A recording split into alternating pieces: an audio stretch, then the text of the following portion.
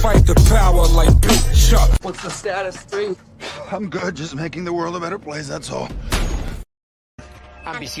There's a devil and an angel in my head.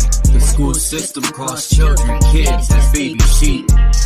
You better wake the fuck up or forever sleep. You don't need bars to be in prison, just think. They take cash out of your hand for a digital chip.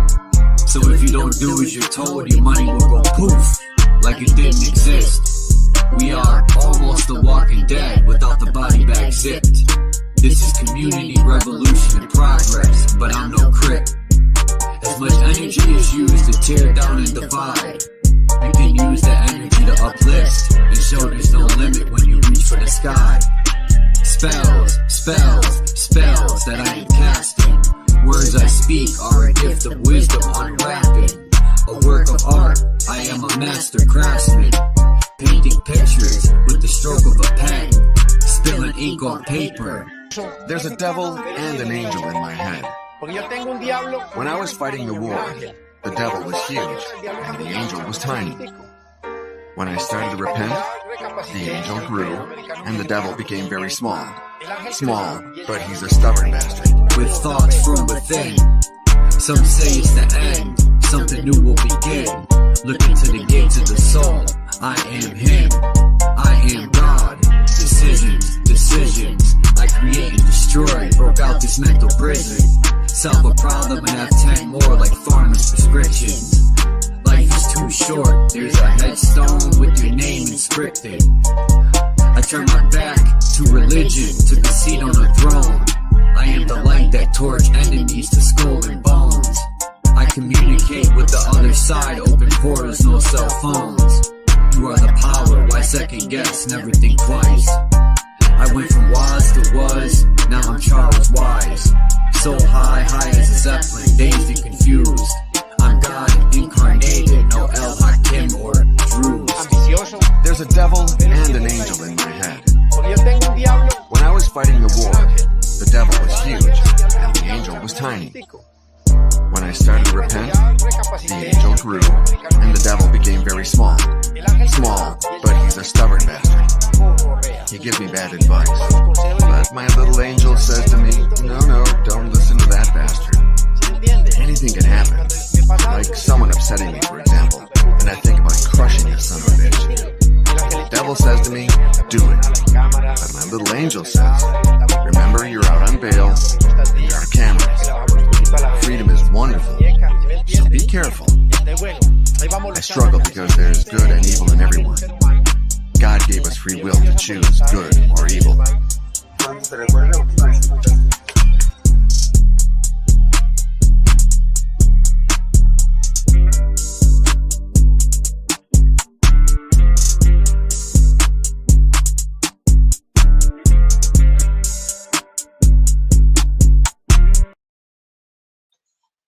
Peace. Peace, Lonnie. What's up?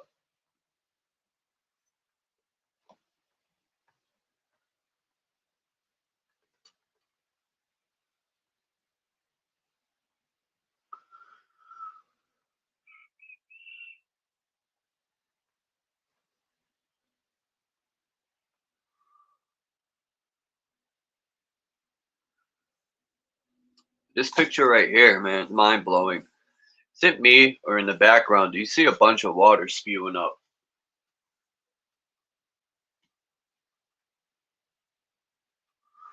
That's what it looks like to me. More free energy. More free energy.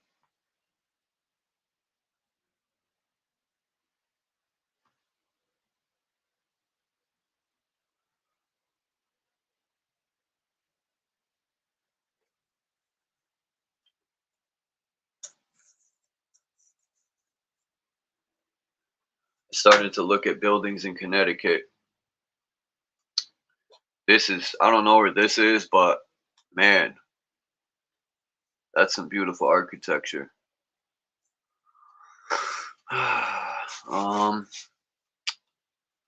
Yeah, this is in, I don't know if this building still exists in New Haven. I don't think so. It might. I think it does.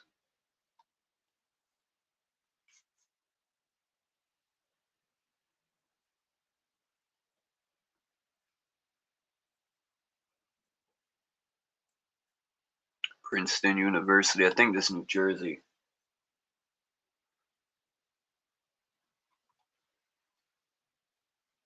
The City Hall in New Haven, Connecticut, which I think is now part of Yale.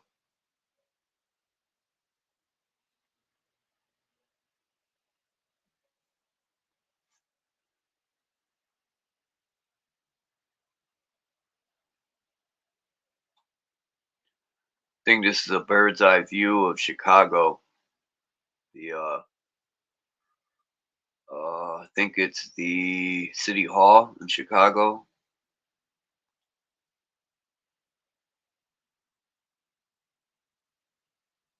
And it's the indoors. More indoors. I mean, this architecture's off the hook.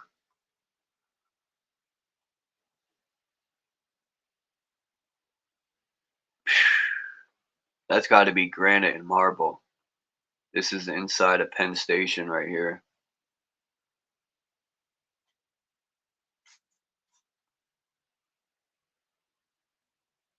This is the Chicago Federal Building.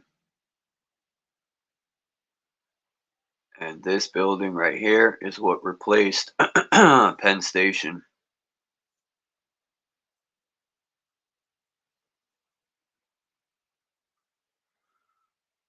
That's what replaced this. No, sorry. Not that. Damn it, where'd it go? It's the inside of Penn Station. Damn, look at that height.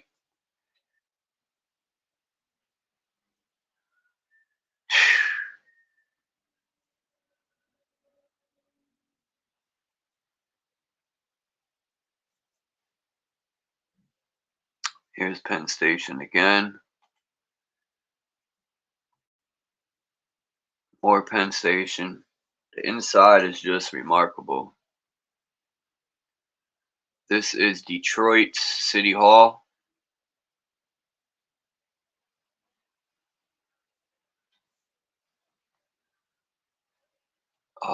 This is Penn Station, some more.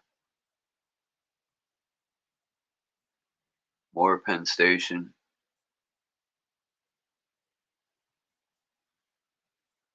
More Penn Station.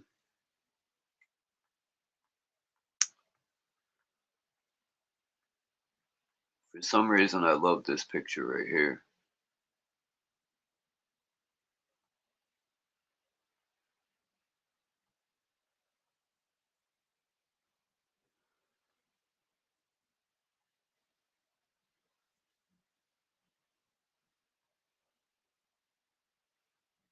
We'll pull up some more.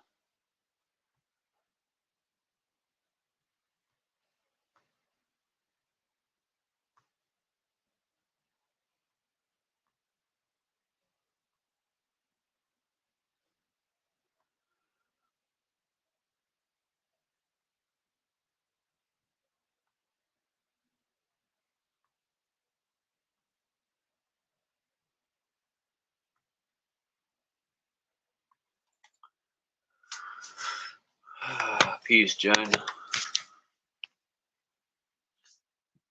Peace, Flat Earth Nation.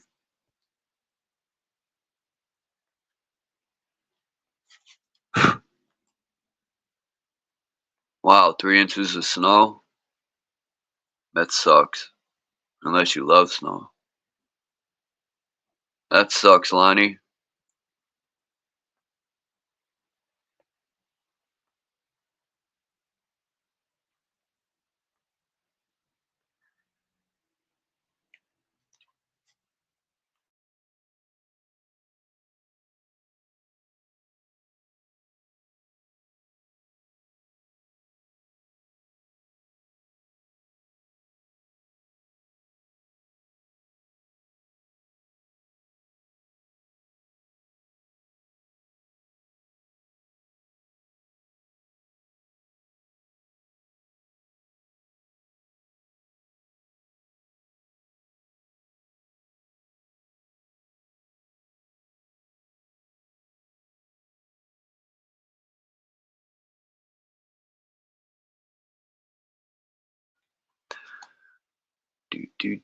Who likes my Wu-Tang symbol in the corner there? What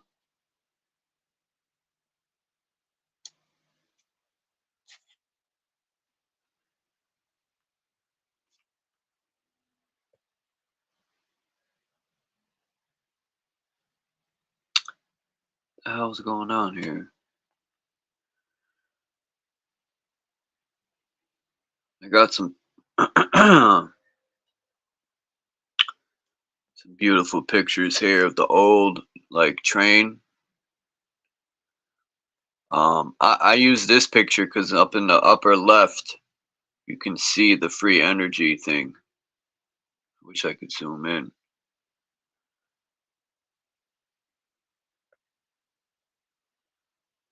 This is a elevated train in Manhattan.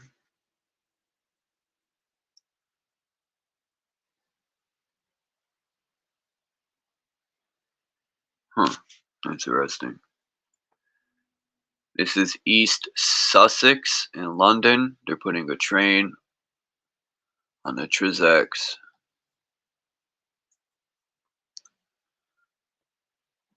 This is a hotel in Paris.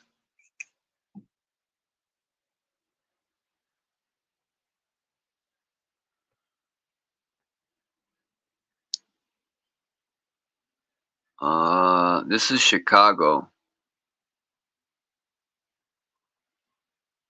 Look at all the men on the train walking. This is the blueprint of this train I'm building. It's going to be called Chuck's Express. Fuck the government. Full speed ahead. Now this is the inside of some of these trains from the old days. I mean, come on. This is traveling in style.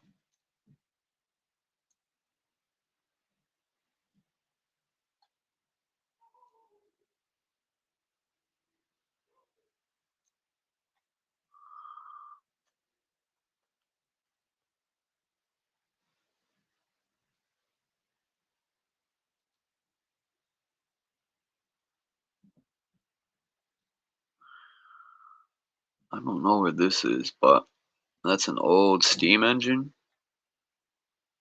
Maybe coal. This is some train station. It looks like London.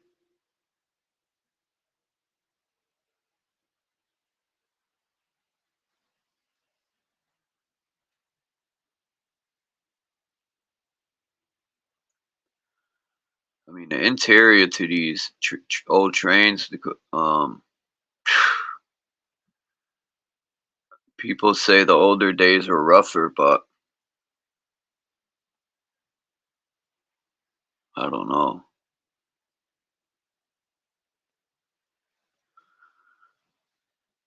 I think this is New York. Yeah, New York and Chicago, I think, are the only two cities that have like above ground trains, if I'm not mistaken.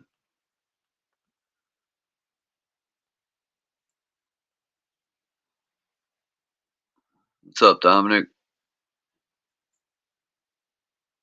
I don't know where this is.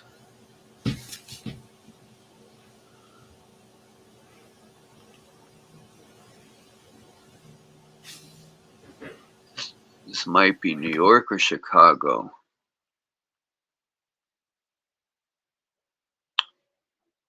I can't tell.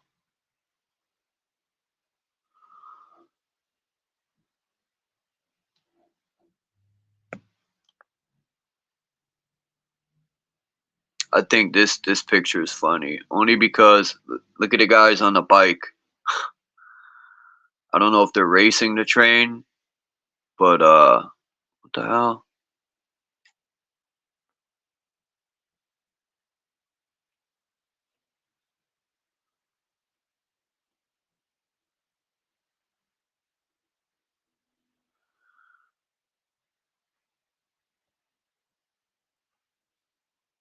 Another view.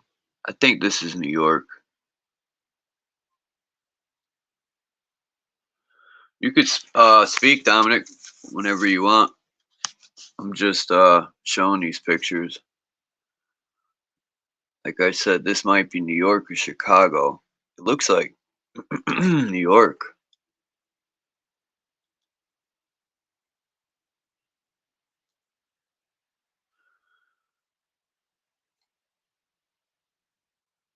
This is like a drawing, but I took it because look at the turn that train's on. It comes down and it goes around. I mean, shit.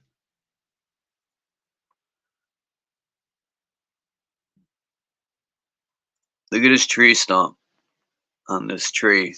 I mean, on this tree. The tree stump on a train. Look how long that stump is.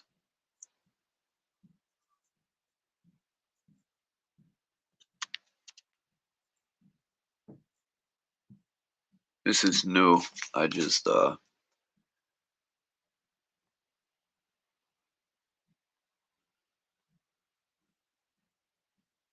think this is the same bridge. Yeah, it is.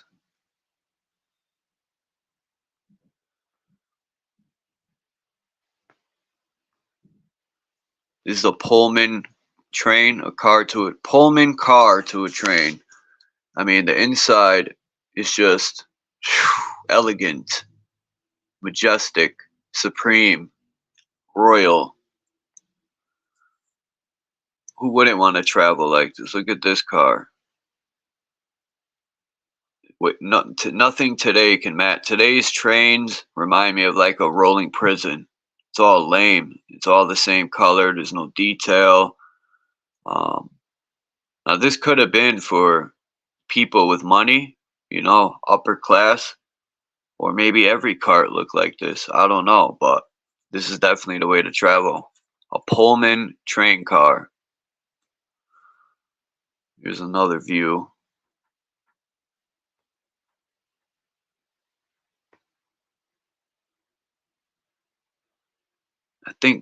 I don't remember where this train was going right here.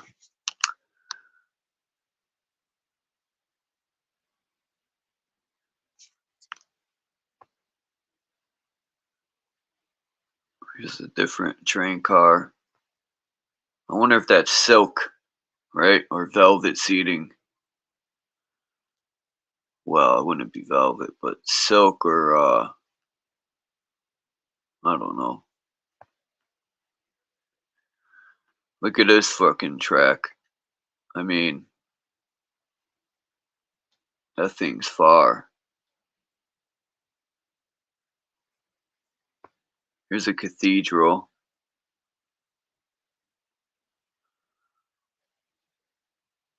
Or your cathedral.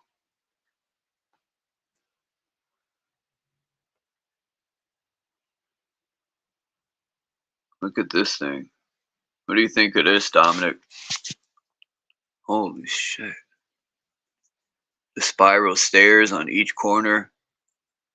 Are they mimicking our realm with the four corners and the center dome?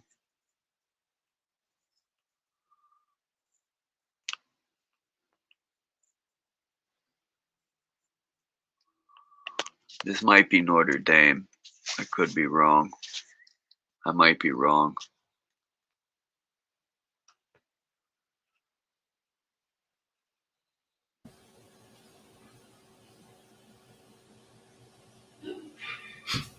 Would we admire somebody that was able to create that by themselves?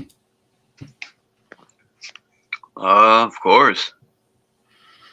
Would we admire a person that was able to convince a whole bunch of other people to build that for him or her?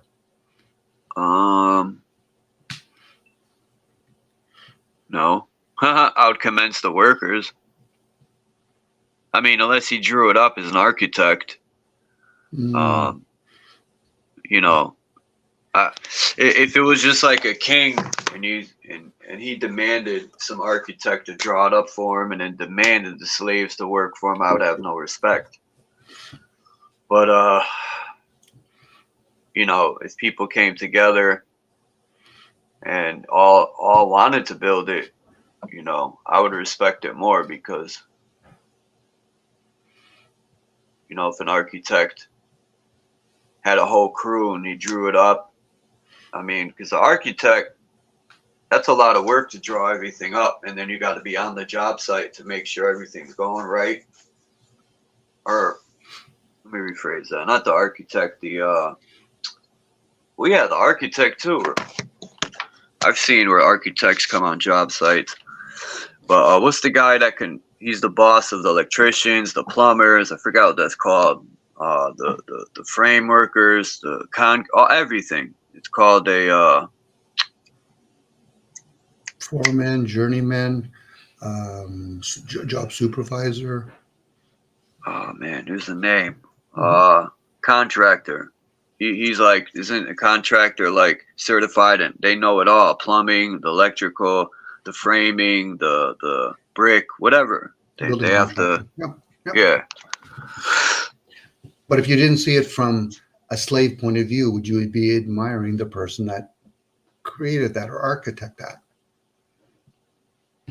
If you were just I admire architecture regardless. Yeah. Like when I'm looking at the architecture, I'm honestly not really thinking like, I honestly don't think about the workers and all that, even though they play a major role. I'm just admiring it's like writing poetry or something. It's like an expression. Yes. Well, the old architecture, a lot of the new architecture is pretty lame, but. No, I'm with you. You know, when you're just seeing it for what it is. But once we try to understand why they built it, then we might have to factor in who built it and was it built with labor of expense or lack of expense. You know, this is why a lot of this stuff was built, not because it was actually capitalist, meaning they capitalize on people, you know, but how do they get convinced? You know, again, there's always a mastermind.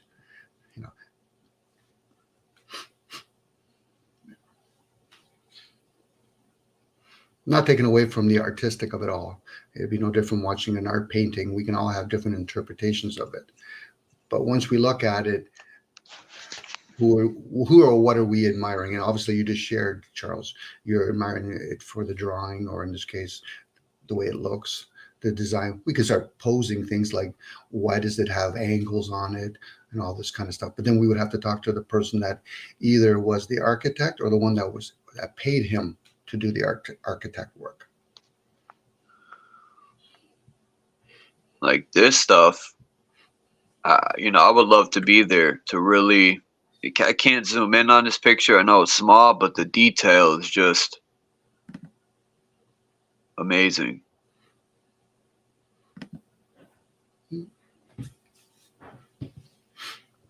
Oh yeah, that's a craftsperson or a bunch of craftspeople that did that. In today's, if we're looking to put economic on it, whoever built it would be in debt, or they just keep printing it, which eventually would put people in debt.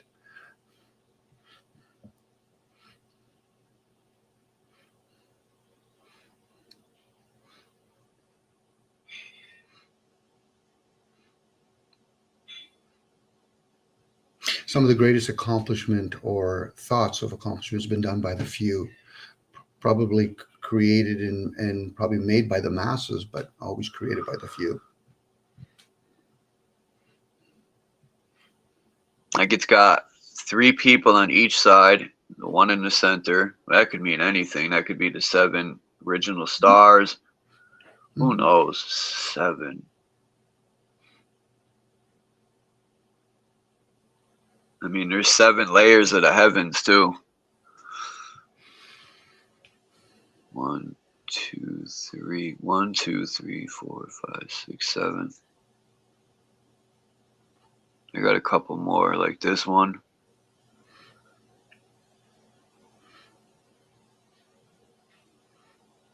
Yeah, I wonder if this stuff is 3D printed, you know? I just can't see people, you know, you can make a mold and pour the cement in it. That's another way that people say, oh, you can't chisel that. Well, you probably could. But people don't think they make molds too. They make a mold and then they dump the cement in and it takes shape like that. I mean, that's another way I've seen it done.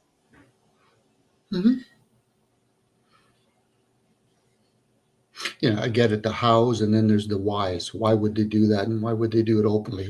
Who's supposed to be able to receive this kind of message, if there is? I don't know how to make that, and I could only pose why they would do it. Ouch. Look at this one, Dom. The they took the big door and carved in a little door. So, you know, same with this one. Or well, no, not this one. We had another one, and I was like, yep, the taller people. Yeah, built it for giants, and said, okay, well then we'll just make it for us small people. I thought this picture. I don't know. I have more. I got a few other. Man, this architecture here. I don't even know what to call it. More like stonework. I don't know, but it's kind of hard to see. Very detailed. And you could tell this was an energy station. It was just collecting all sorts of electricity. Towers of old. Yep.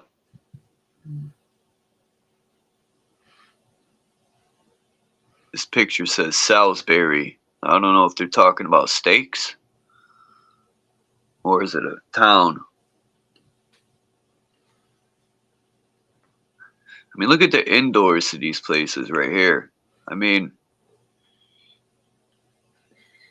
I just think, like, what type of stuff was in these buildings to generate this energy?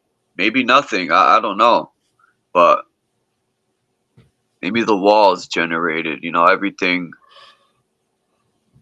It's just these ceilings, either, you know, tall people, but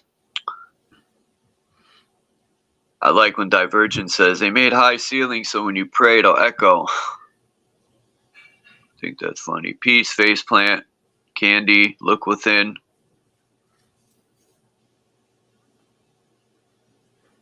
It's called the Eye of the Needle. We are energy. We are, yeah.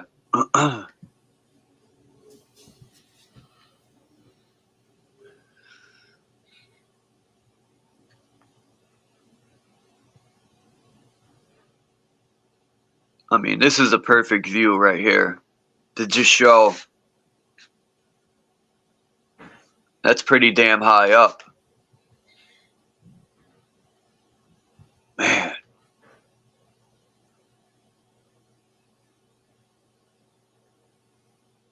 This kind of reminds me of like aqueducts or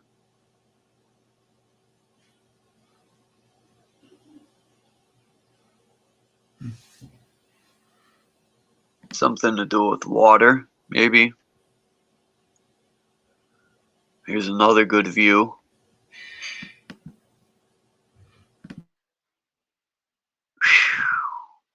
There's the, I almost said Megatron.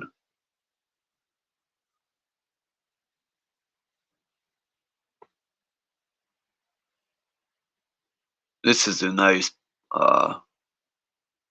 pick to really show. Here's a good one of the dome. I forgot what building this is from, but the center there looks like a magnetron. Oops.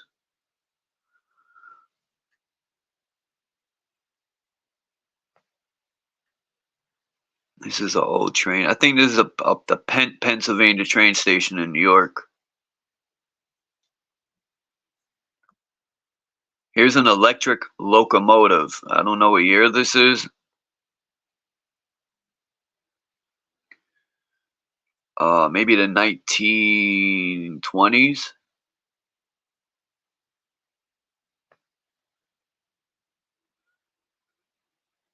And here goes a beautiful locomotive. This might be the 1890s. Here's Coventry, England, right here. I don't know if this is a frame to something, but you could see the free energy antennas.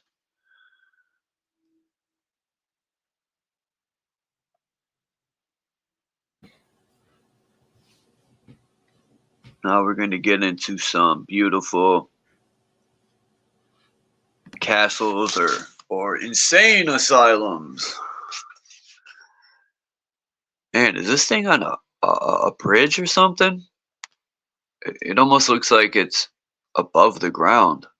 Then my question is, how far underground does it go?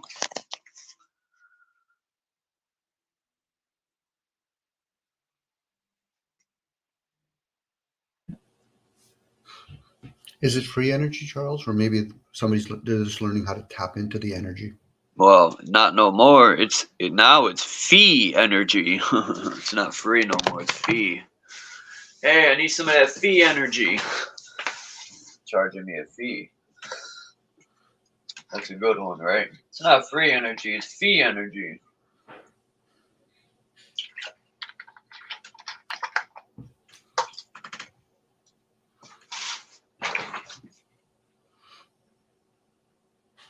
Imagine having this place as your home. You hear an echo when I speak? Hold on.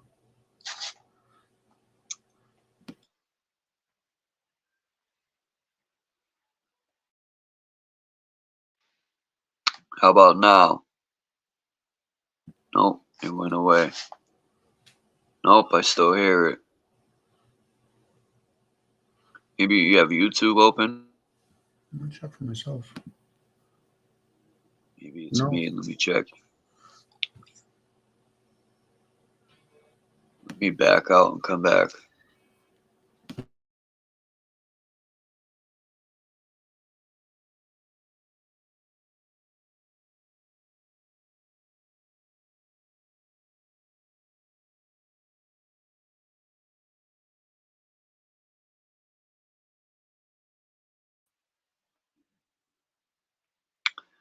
Let me see.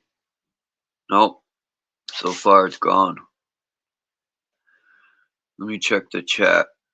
Peace, Michigander.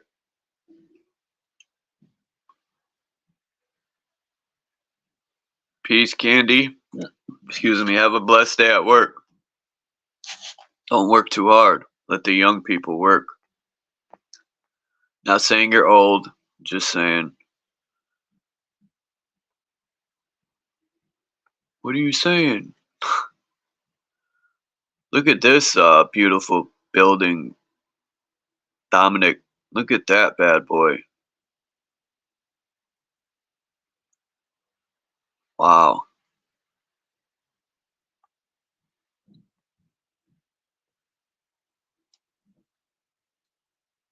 Here's another beauty.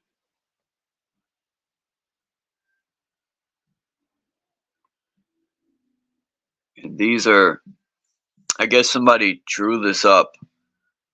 But I mean, look at the faces on the architecture. Look at the guy to the far left, if you could see it. He's got a hand in his mouth and a hand, I don't know.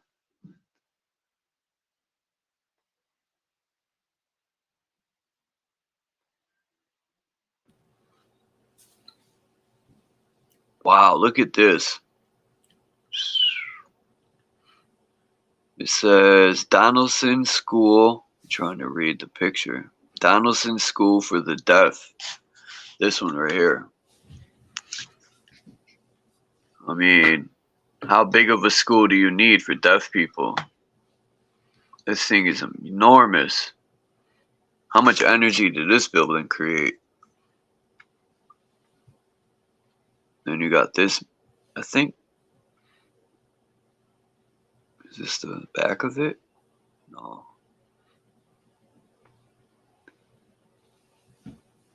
This is, I think this is a Parliament building in Ottawa, Canada. I don't know if this building still exists. Yeah, it does. Because I knew it was.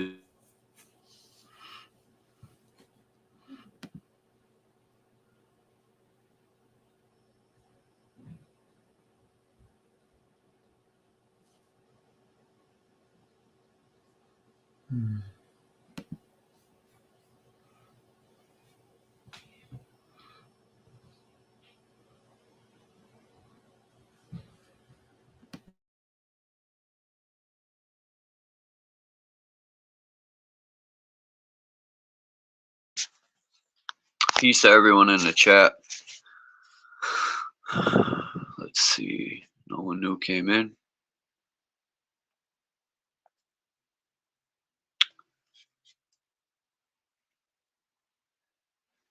I wonder what that Ottawa building would look like now. I might have to check it out.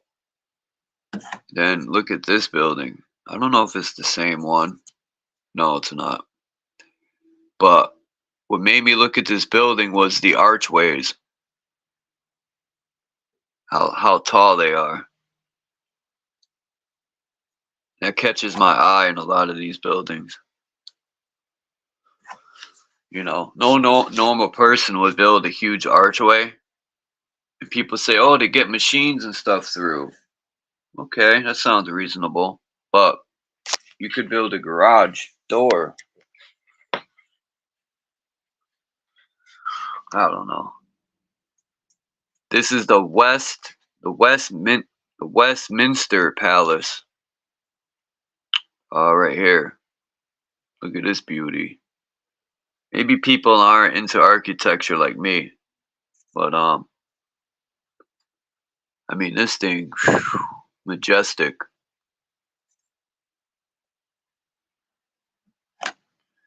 Look at this bad boy.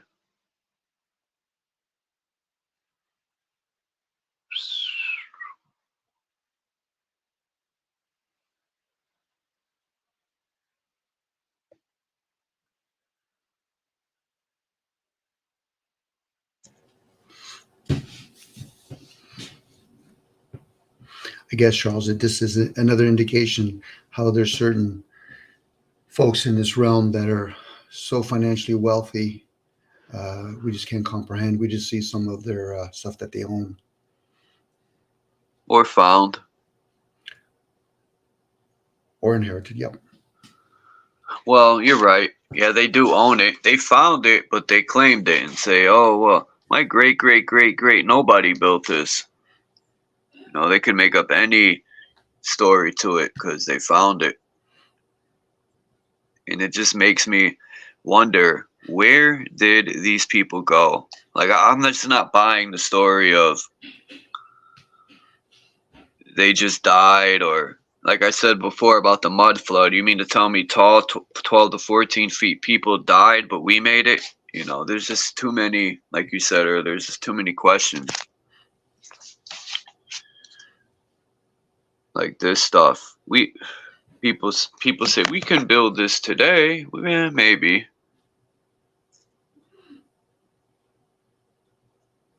I don't know where this building is, but probably most of these buildings are gone. Well, it seems England likes to keep them. From Pennsylvania Station to, I don't know if the Chicago, I showed earlier the Penn Station, which is gone, and then I show what they replaced it with. I think they kept some of the outer part of the building, but then I showed a picture of the Chicago Tribune, or no, it was something in Chicago that had to do with the government, City Hall, and that building might be gone too, because that's just what we do here.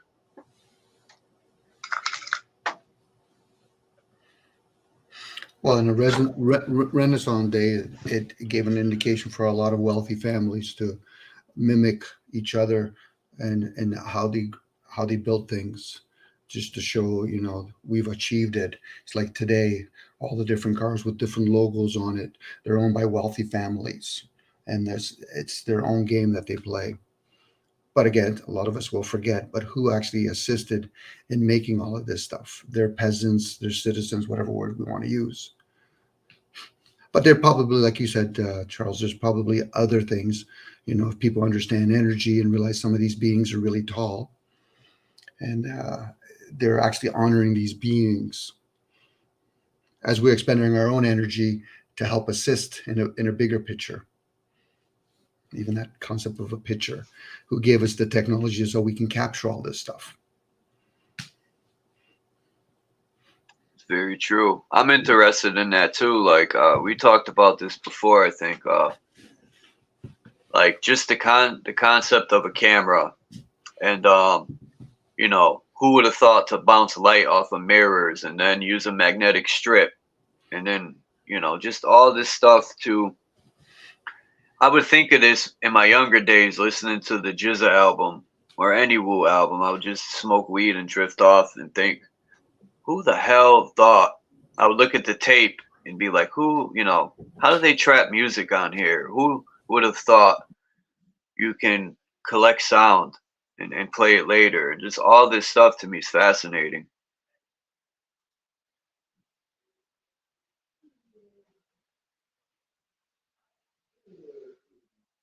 I think this one of these buildings is in Colombia. I don't know where this one is, but that is a beauty. I mean, man, to knock that down and put up a sore thumb. I don't know what this building is either. I don't like when they put them stupid watermarks. You know, maybe they do own the pictures, but damn.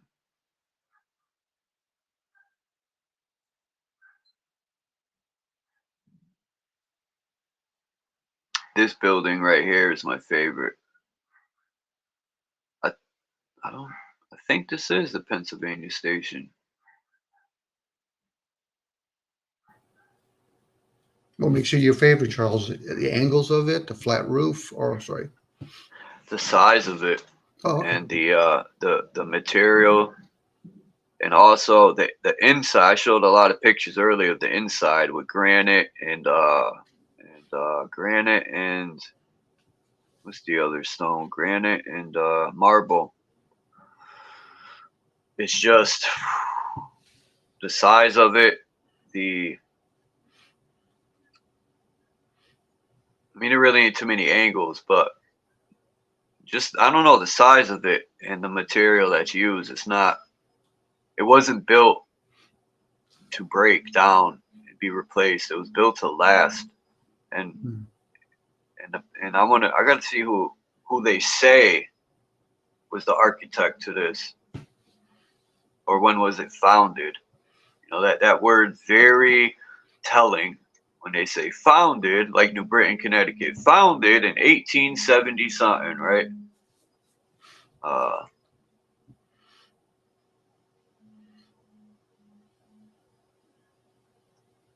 Yeah, that deviates from the word own. There's probably somebody that owns that building, but since it's founded, then they use taxpayers' money to basically maintain it, and that's why they give it. You know, this is the school for the orphanage. You know, that's just their way of saying how do we finance it for all the upkeep, opposed to coming out of our own money. So they take it from budgets of governments. Yeah, they always got loopholes. Well, they make the rules, and then they make the loops in it because they're not the citizens. Figure it out, and then they say, "Well, I'll take advantage of it too." That's again human behavior. Yeah. But not to take away from the architect itself. You know, put aside the fact that maybe my forefathers, a couple of them died building it, but that's another story. Like this is the inside of Penn Station. They took this picture at 10:50, 10:45. Mm-hmm.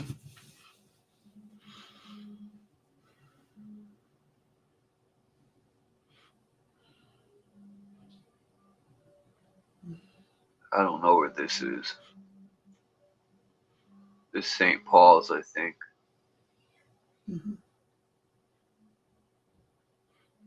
That's a nice building.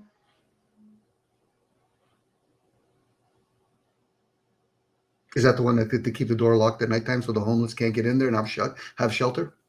Yeah. Yep, right in New Orleans. Look at this beauty. Yeah, that pissed me off when I heard that, you know. Look at this McDonald's. I had to download this. I mean, look, I never seen a McDonald's like this, man.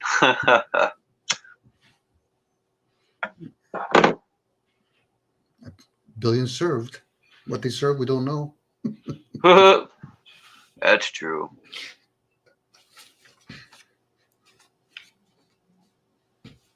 This is the energy station. I mean, look at the archways.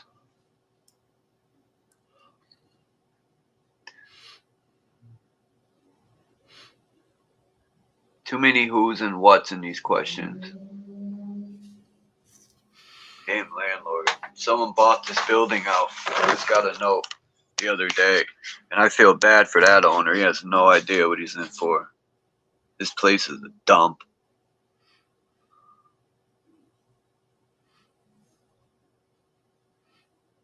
They have an upkeep that, Charles? Is that why it's a dump?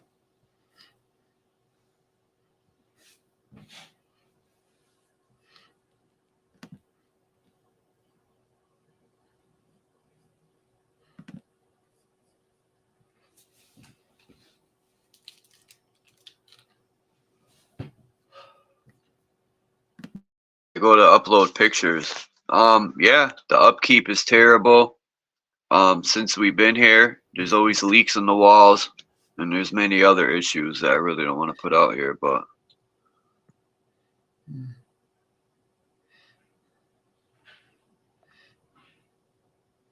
oops. Trying to upload some more pictures. Hold on.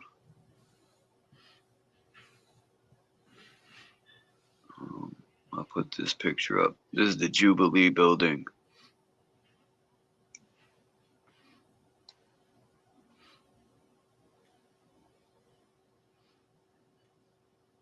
We should have pics of where we live, like row houses and complexes and subdivisions, apartment buildings, as we're showing the elites and their lavish lifestyles. But they're still beautiful.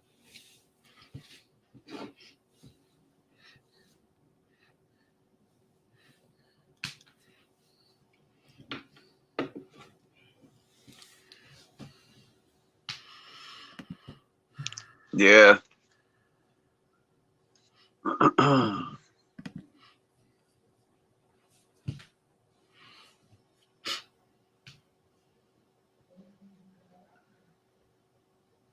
I always find it funny, Charles. Would we have had these kind of architect with these big clocks in the middle of some major main street or whatever if we all had cell phones back then? Why do we need a clock? We have them on our phones. We wouldn't even have bought watches back in those days. Huh. You know, the evolving of technology, and it's just giving us residues of past technology. Would they have even have existed if we had what we have today? Probably not. So that tells us in future, it'll be the same idea. Whatever we have now probably won't even be of any purpose. It'll just be a novelty. We have records, CDs. What do you mean you have a cell phone? What purpose does that serve? We have these things that we have tapped into our ears. Peace, native. It's good to see you here. Old brick masons have the skills to build beautiful buildings. I agree.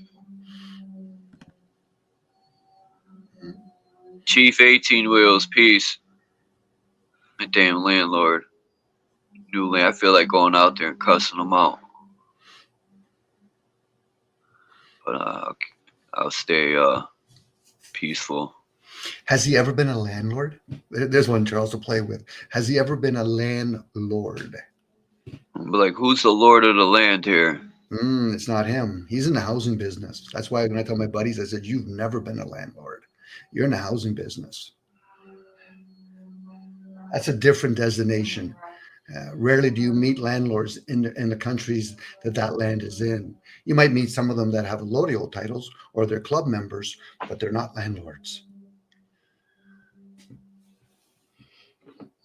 Even Freemasons, most of those characters, they pay very high, what do we call it, membership fees. So next time when you see somebody, go ahead. I was just going to say, this is the St. Louis, Missouri Expo, 1904, this building.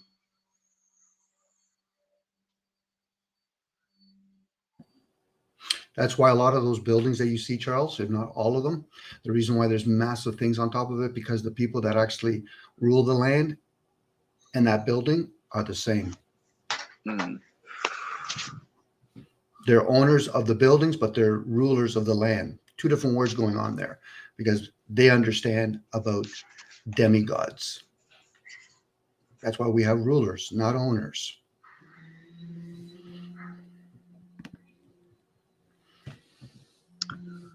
I don't know where this building is. I can't read the corner there. This is something Newtown. This is the Jubilee building again. Better view though.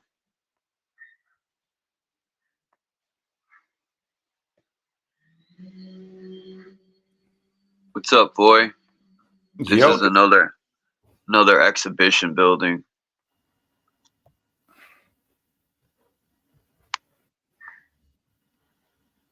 In Chicago. did they Here's South Australia. What were you gonna say? did they also destroy the lakes or fill out the lakes in Chicago? Because you see that grand reflection of those buildings. Oh yeah. Probably. Yeah. I'm gonna look into that. I'm gonna start making pictures as the then and now pictures. Like South Australia was shocking when I looked at a lot of architecture. You wouldn't think, at least I wouldn't think, there was what I found. Like this is London. I don't know what year. It says London Mansion House. Looks like before 1900, like somewhere, Yeah. right? 1880. Just by the look of it, you know. Look at all the wires. It says London Mansion House on the cheap side. That's the name of the picture. Cheap side, not even east Yeah. or west, on the cheap side. It says Brooklyn Museum. 1909.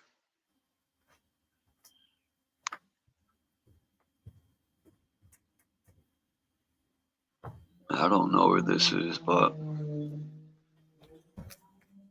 So the common Tartaria theory on those buildings lighting up is something else than, how do you say, lighting, right? yeah. So what is it, like charge? Is it more like plasma? Is it more like charge?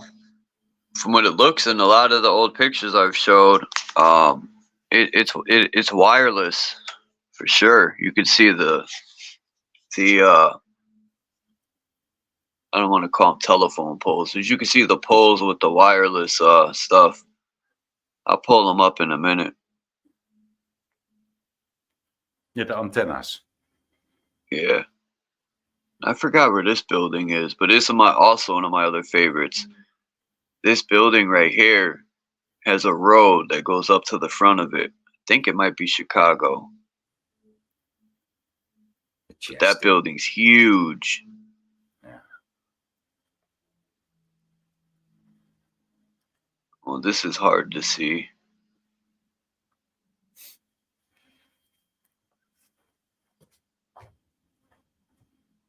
This is Australia too. And yeah, the Australian Sketcher. But man, look at that building.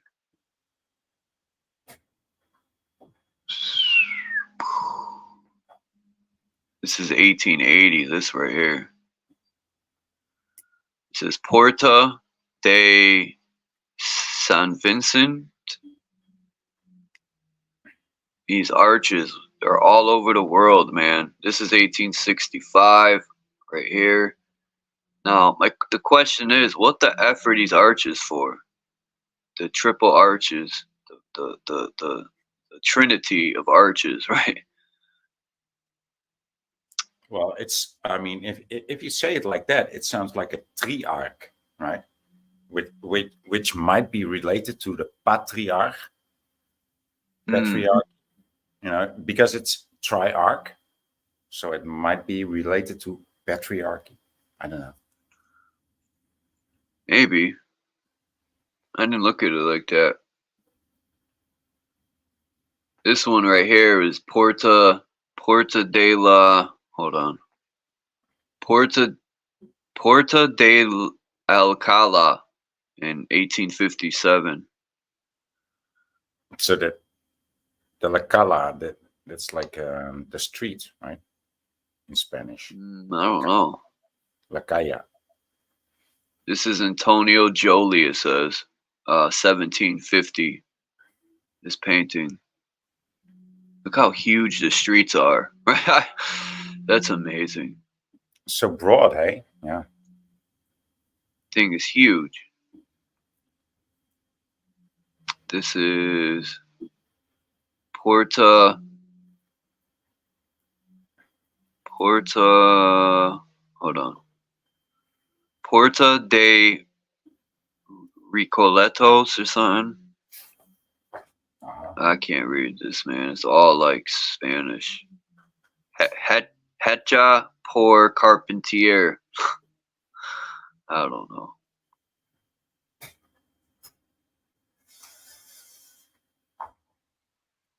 It sounds like it's been made by a carpenter. Yeah. Remember that group, the Carpenters? Yeah. I think this picture is in Russia. I found a bunch of old Russian pictures. This was one of them. You can see the bird in the building at the center, the two-headed bird. So is this one. I guess this is a farther away snapshot. And this is called the Arch.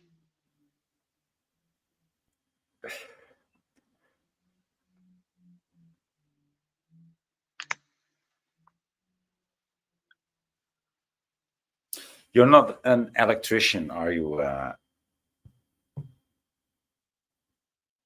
Chucky Charles? Are you? Me neither. Are you somewhat of an electrician?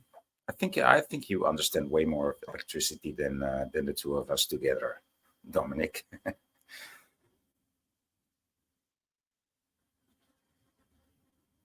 Electric. I could do like lights and sockets and stuff, but running wires is not that hard either. From the box in the basement, the relay.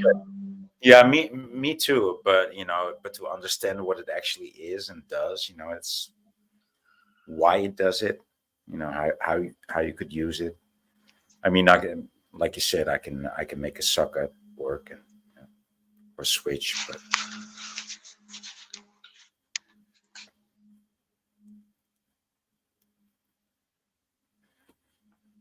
No, Dominic is not here. I mean, look at this tower. I wish I could zoom in. I like this picture. Well, what were you gonna say? I'll go back. That looks a bit AI. It looks a bit like fabricated somewhat. I don't know. Could be. I'm not gonna say these aren't, because I don't know. But I don't think AI is that good. Maybe. Look at this picture.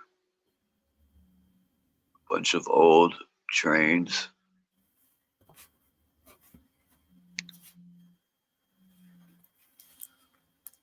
This is supposed to be Moscow or Moscow.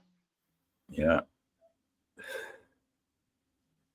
The man, right? Moscow. That's what it means, the man. Yeah? The male. Yeah, more or less. Moscow. Moscow. Like in masculine, like in masculine. Good point. Moscow has a lot of good old architecture. Like if you look at Moscow, Brussels, what's the other German cities? A lot of German cities.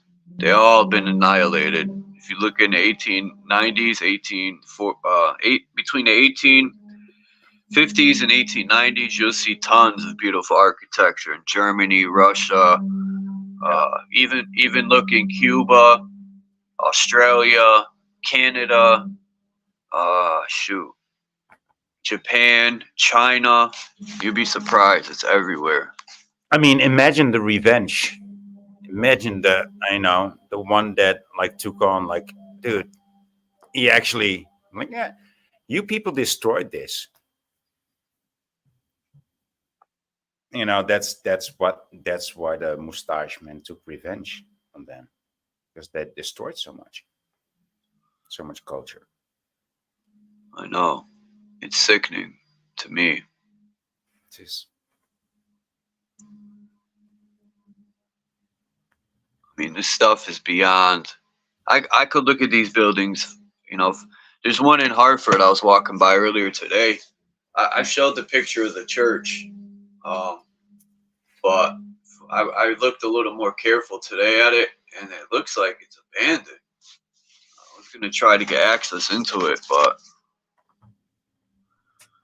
I'm not in the mood to get arrested. I'd have been like, I'm trying to pray. Trying to get in.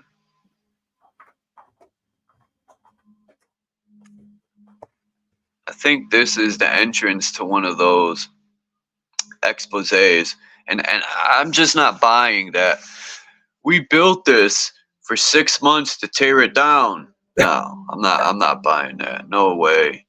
They built this, and within a couple months just to tear it. No. They can't even build a skyscraper in the time that they built this shit. So yeah, it's quite majestical. Yeah, I like that word, majestic, supreme. Yeah. Look at this building right here. Look at the long gallery. Yeah. Look at it, goes out in the water. Yeah. I wonder what all these statues are that are on this building. I have to start getting the places down packed more. This is the same building. I mean, if you want to get down to that, you should almost make that like a life work. That should almost be a life study. If you wanna understand what the first statue means and the second statue means in relation to the first statue, because there's probably a whole story being told there. These statues are not there for just randomly. It looks very specific. And so that's a whole study in itself. If you want to know that answer, that's like a lifelong study, if you ask me. Like these. It reminds me of the Four Horsemen. That's what I thought. And when they knocked it down, the Four Horsemen came to the earth. Because they knocked these down. I got pictures of them blowing it up. And well, that's something you mentioned, right? Again, the Four Horsemen. Look at what, and you just mentioned the German cities. Well, look at what's on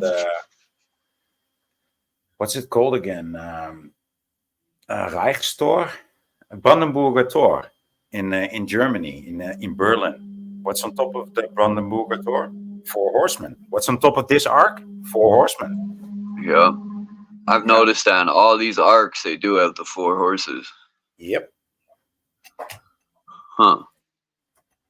Almost all of them. Look at, here's a different one here. Four horsemen. Look how little the people look. We just look out of place. Like, this ain't ours. We didn't build this. This one right here. Four horsemen. I think that's the same thing. Hold on. No. Maybe this is the outside. Oh, this one's different.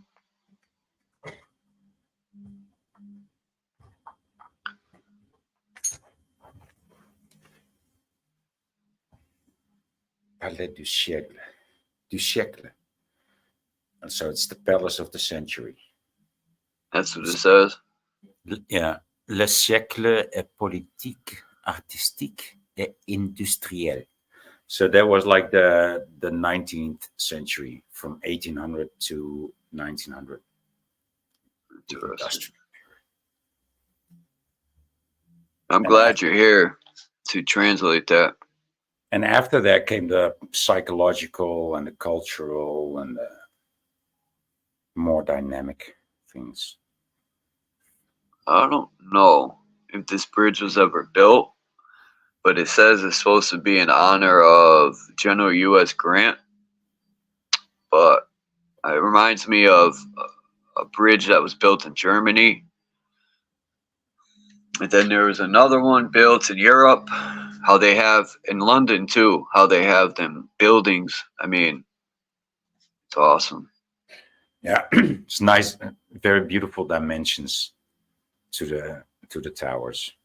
And yeah, I have some pictures of the towers on these, because I was looking up old bridges, because like there's a bridge in Germany that was destroyed in the war. I mean, and then also in Germany, what people don't realize is they had like some of these trains that were way far ahead in technology. Like a lot of German cities they were very ahead of the rest of the world. They had to knock them back a few.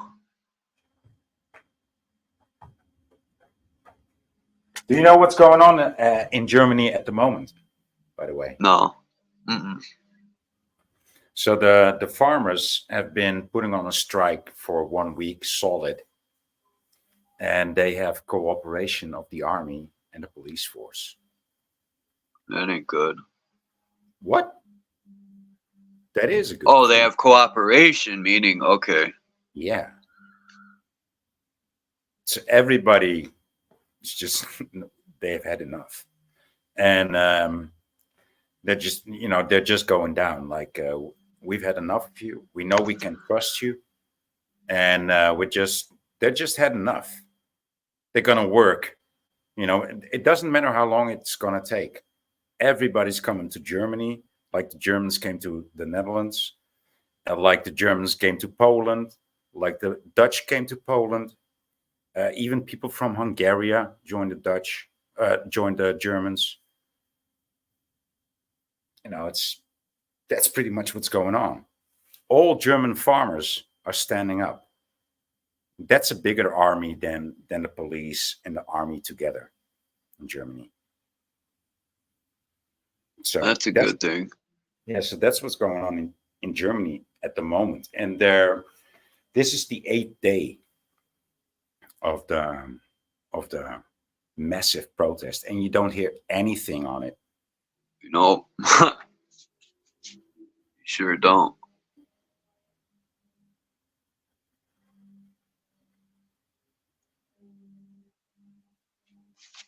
I've had people tell me, "Oh, Chuck, them drawings ain't real." And time again, I would have to pull up. Like people say, this picture right here isn't real. But little do they know that this became a prison. Now, people that have been to prison know they designed buildings in an X, or the other ones are designed in it's X. In a circle, right? Circle. Yeah. And there's another, I forgot what they're called, but mostly I've seen them in X's. And each, like in the center would be where all the officers are. And then each piece that comes out is a long fucking corridor. It seems like it goes on forever, of just 3-4 high of cells. Just, oh my God. And when you walk in, it's like, that's where all the black people went. No. It's mostly black and Spanish people in prison, believe it or not. It's like, this is where everybody went. They lock everybody up.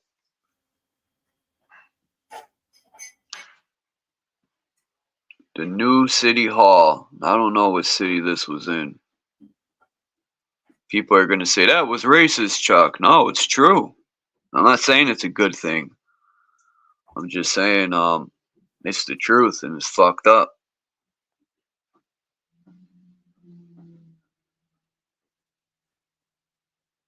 Now these drawings right here. Divergent made a good point and said, did people just make this stuff up, or were they sitting down and actually drawing stuff that used to exist? I think it's a little of both. Yeah. Yeah. Peace, vividness, 420. That looks like somebody else picture. Oh, Vivid 420. She's from Denmark. Oh. She said even Russians are arriving in support of the German farmers. That's good. Peace, Yeah. Smoking G. I mean, everybody's had it, right? And, you know, Germany is a big country exactly in the middle of Europe, you know, and it reaches from the north to the south. So it's actually a very good place to gather. And it's also strategically, it's a very good place to, you know, strategically, it's a very good place in many ways. So, you know, I mean, Europe has always been the hardest place to conquer, you know, for many, many reasons. And it will remain to be.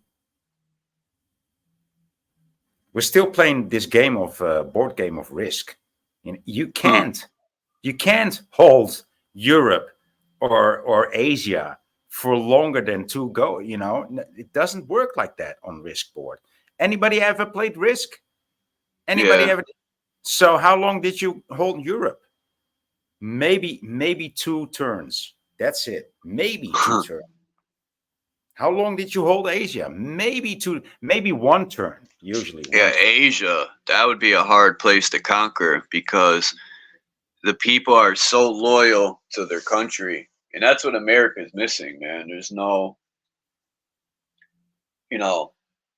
it's crazy, boy. If, let's say they did away with the Constitution, all these people that shitted on the Constitution, I was one of them until I started looking into it. And I said, this could work if you have the right people. We could truly be free. I know there's people in the world that don't need laws and rules, but there's a lot of people that do because they've been. But I forgot where I was going with this. I was letting Michigander in my thoughts. Oh yeah, if the Constitution's wiped out, everyone's gonna cry even more. If this shit became like 100% like dictatorship, people would really have something to cry about. They think it's bad now. Yeah, but I think everybody. Yo. Hey, don't anybody remember their education, man? When the government becomes destructive to your means, it is null and void. They were null and void when the lockdown was called. Treat it as such. Your life will be much better. Yeah, I do so. But yeah, thanks for the advice. Because, that's the best advice. Tell everybody that's dysfunctional in government that they are dysfunctional. And show them that you're disgruntled. Show them your disgruntledness. Just show them that you're fed up with this. Not the people that are functional, not everybody that works for government, but the people that are dysfunctional, and that's most of them. They don't listen. It's fabricated bullshit. If you go watch them facilities, most people sit on their dead ass and consume stuff. There's nothing productive that comes out of the building at all. Pay attention. I was doing it down in the big cities and shit, watching as I was doing my job, and it was fucking flooring me, dude.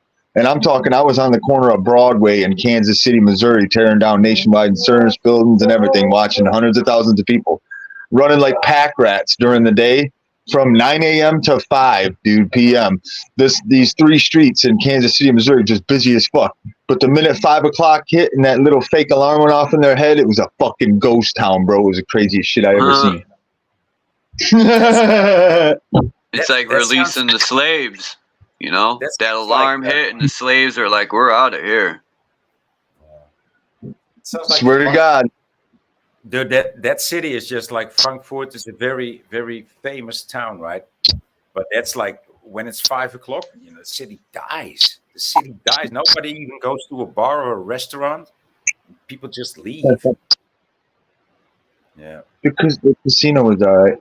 But another thing I noticed too, that's why I kind of believe in some of that mud flood stuff that you guys are looking at in these old buildings, is because I seen stuff working a lot of them buildings. So I know just from working in them. So you're in deconstruction? All different aspects. I did Oh. commercial. The time that I noticed that, I was doing commercial office furniture tear down and installation for a living. Mhm. Traveling all over the country. Nice. Whoa. You didn't break a bone, did you? Yeah. Knocked over a guitar. No. Sounded kind of serious. Yeah. Getting ready to go play in the cold because it's cold. But no, you guys were talking about Germany and stuff. That's good to know Russia came to stand with Germany. I think I think this corrupt government shit is done worldwide because none of us want violence. I don't even meet people from other countries that want to see what our governments are doing. Even they sit back and go, man, what are these people doing? You know? So I think we're going to see a big change. We just got to get people to do it non-violently because we don't need guns for this. We just need to say no and tell them, no, you're fucking done. Get out. You're a criminal. Yeah. Deal with them later. I mean, I'm from the Netherlands, and we are quite well known for accepting, any kind of people that's been challenged in their own country, right? Or that can. We're very, I say, hospitable to refugees in general, and so we actually had the refugees that we accepted from other countries that fled from communism or a restrictive regime, telling us, guys, the regime that we fled from is here in your country now. And Yeah. and I'm talking 5 years ago, it's so crazy, dude. That's the fucking crazy world we're living in now. So yeah, when I saw that on television, I was like, yeah, we've come full circle now. I think this is one of the. I think this is Germany right here, Strasbourg, right? Voy, or am I wrong? I think Strasbourg is in France. Finland, France. Yeah, I think somewhere in between French and I'm not sure. Look at this bridge. I mean, this stuff, man. Strasbourg is in somewhere in Austria or Germany. I'm not sure, dude. I'll look it up.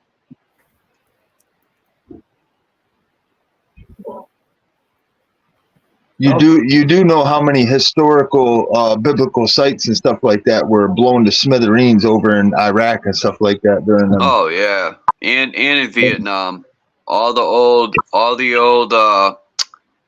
Buddhist temples and shit were destroyed, and a lot of them were very, very, very old.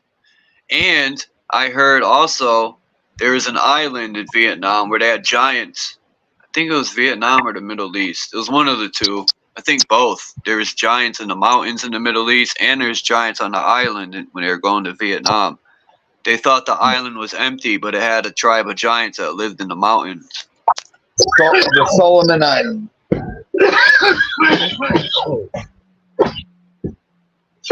Look at this. Look at this building. Free energy written all over it. Or shall I say, now it went from free energy to fee energy. Hey, we gotta pay for it. What about the horse and carriage in the foreground? Oh, those are the founders. That looks like a psyop. Yeah, those are the founders of. Yeah. Yeah. Yeah. They founded it.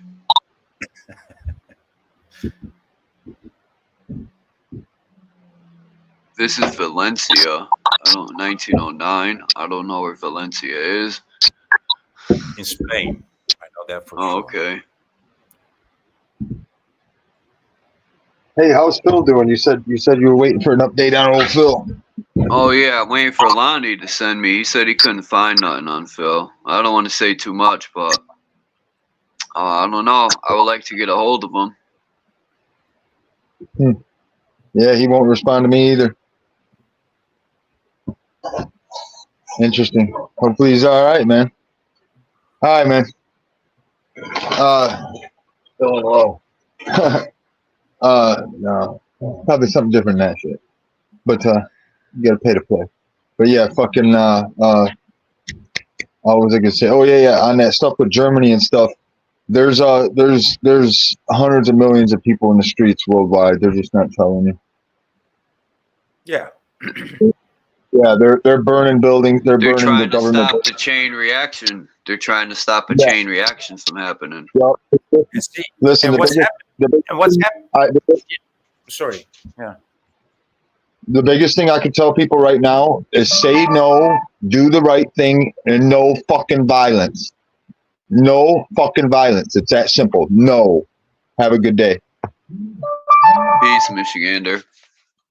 I love the message because this is also what I've been doing, right? I'm not violent. They are violent, right? But I keep saying no. No, you're lying. You're lying. You're lying. And that's so. And by now, and don't organize. You shouldn't organize. It's just everybody should be fed up with them. And by now, everybody is fed up with them. So not by now, most of the people say no. It doesn't need to be everybody, but if most of the people say no, you know, they've never experienced that.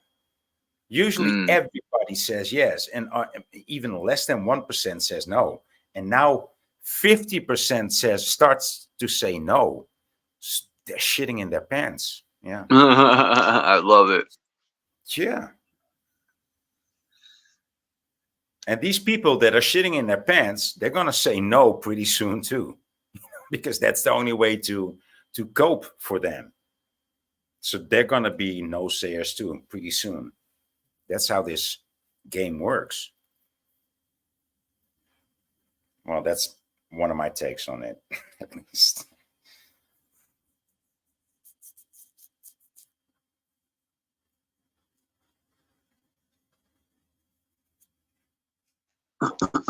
Say no. Just say no. Say no to drugs, please. Drugs say no to tyranny. I like this building right here. I don't know why, but I like this building. Yeah, it's quite beautiful. It'll show up. There it is. It's got the red and white brick, sort of like energy. Look at this picture right here coming up.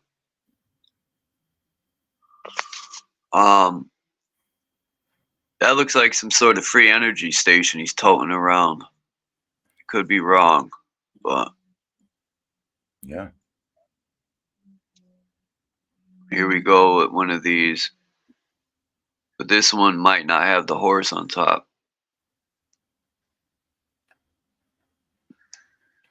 Oh, it does. They have the 4 horses on top, but it's just spread out over the pillars. Here we go with some more obelisks. Yeah.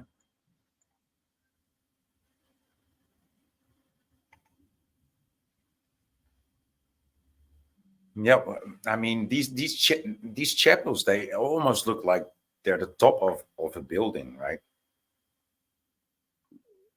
I wonder. I have a picture of the top of a building, and they decided to do street work, and what they realized was they started to dig out an entire building that was covered and only the top was showing. And that, you know, how many of those are all over? Yeah, well, that's what this I mean, can you go back 2 pictures? That's what that looks like. Shit, I kind of erased that one. I'll get it again. No, never mind. I mean, it's like, because I'm gonna pass it when I gotta upload more. No, I'll pull it up again. This is in Russia. You know, Russia. I seen a picture and a video of Russia when they were digging up the street, and in the street they had these metal things that were connected, and it kind of looked like it was for the free energy. And yeah, I've never seen nothing like it. I've been looking and looking, trying to find it. And Russia, I've noticed, is one of the few countries that still has a lot of the old architecture. They didn't do what the U.S. and all these other countries did. They kept a lot of it up.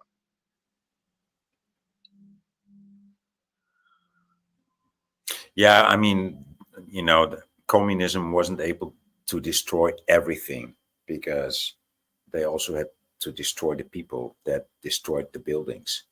I mean, it was quite a horrendous history altogether.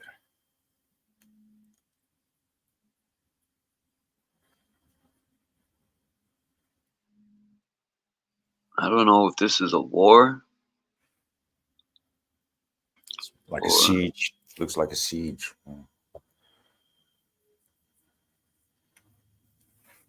This is nice right here, this picture. I like the, oops, not this one. This one.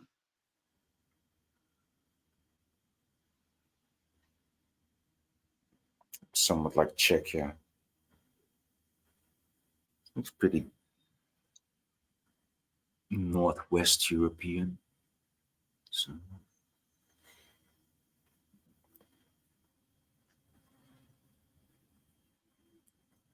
It looks like you're like entering, like Israel. You ever seen Israel? How I think their city's surrounded by a wall. It's like you're entering a big castle here.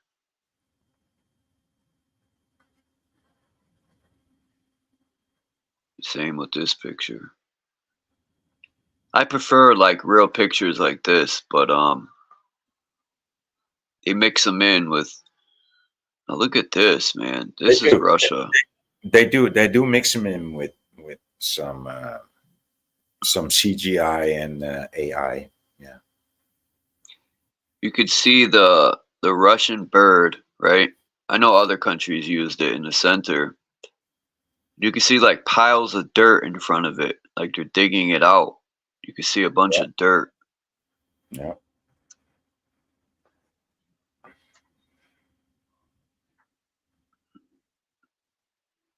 I wonder what wall that is. I wonder if I could get old pictures of the Berlin Wall. That looks, I mean, that bridge that you just showed there, that looks like Prague. This? I don't know if it is, but it looks like Prague. Yeah. Hmm. Hmm.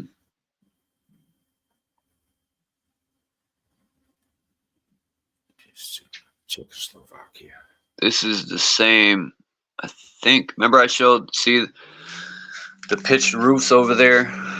I showed the picture from another angle. I got pictures of floods too. I don't know if this was a flood.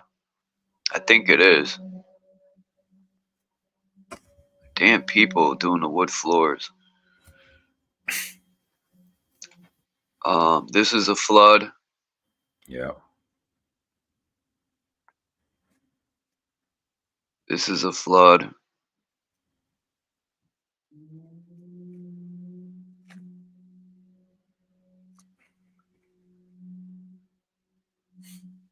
I don't know where this is, but man.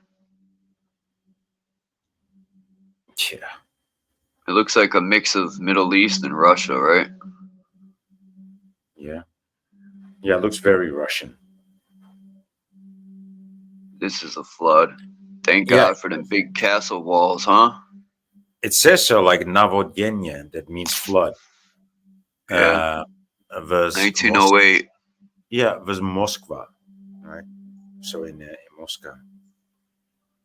Was on, it was on Anya. Nee, Apu. What is that?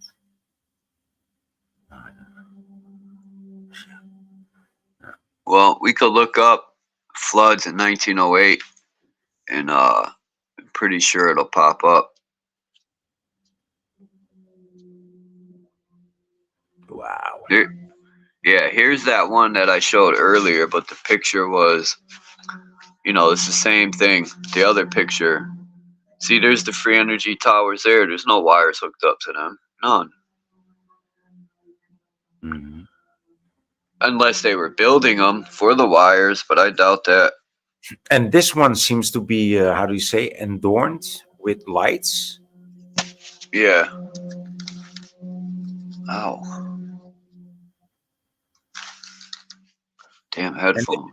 do you see the top of that building? It's got Oh, hold on. curtains. It's got curtains there. Yeah. Weird. I wonder if that thing moves. Or, no, it's not moving. That's pretty big to just be sitting in a little town. And there's also curtains. There's also curtains in the arch there. Do you see the curtains? Yeah. But that's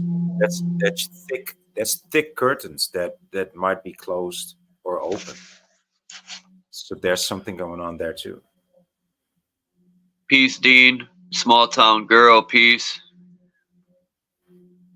Let me drop the link if anyone else wants to come up. Dom's been pretty quiet. He put something in the chat there. I'm live on 2 channels. My main channel and my Free Thinkers Lounge.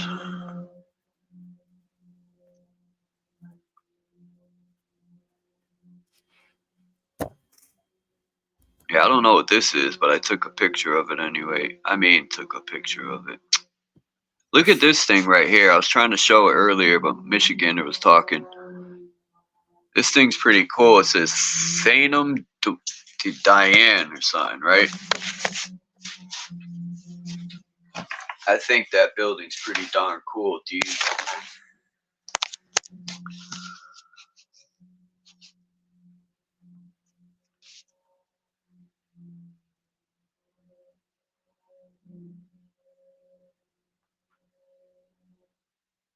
Here's another picture of that thing, boy, but it's from the back part. Yeah, it's clearly the same scene. Yeah. Yeah, but from the back. Mm-hmm. All right, next. Let me pull up. I'm gonna see if I can find that picture with the building.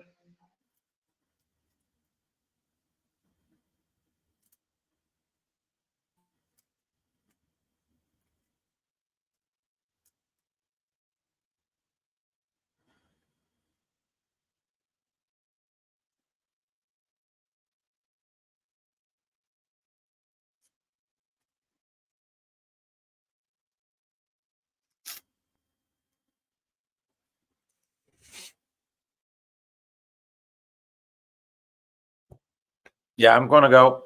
I'm gonna bounce. Thanks for having me, Charles. And see you. I think I said I'm gonna bounce. Oh, all right, boy. See you later. Ciao. All right, man. Peace.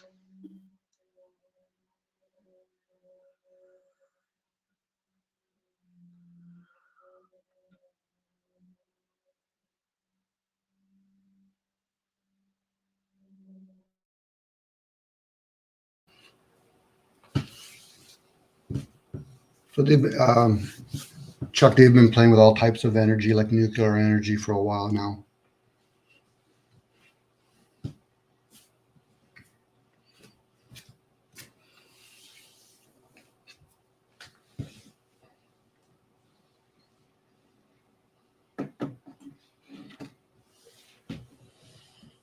I was listening, but it boots me out when I go to change pictures, like my sound.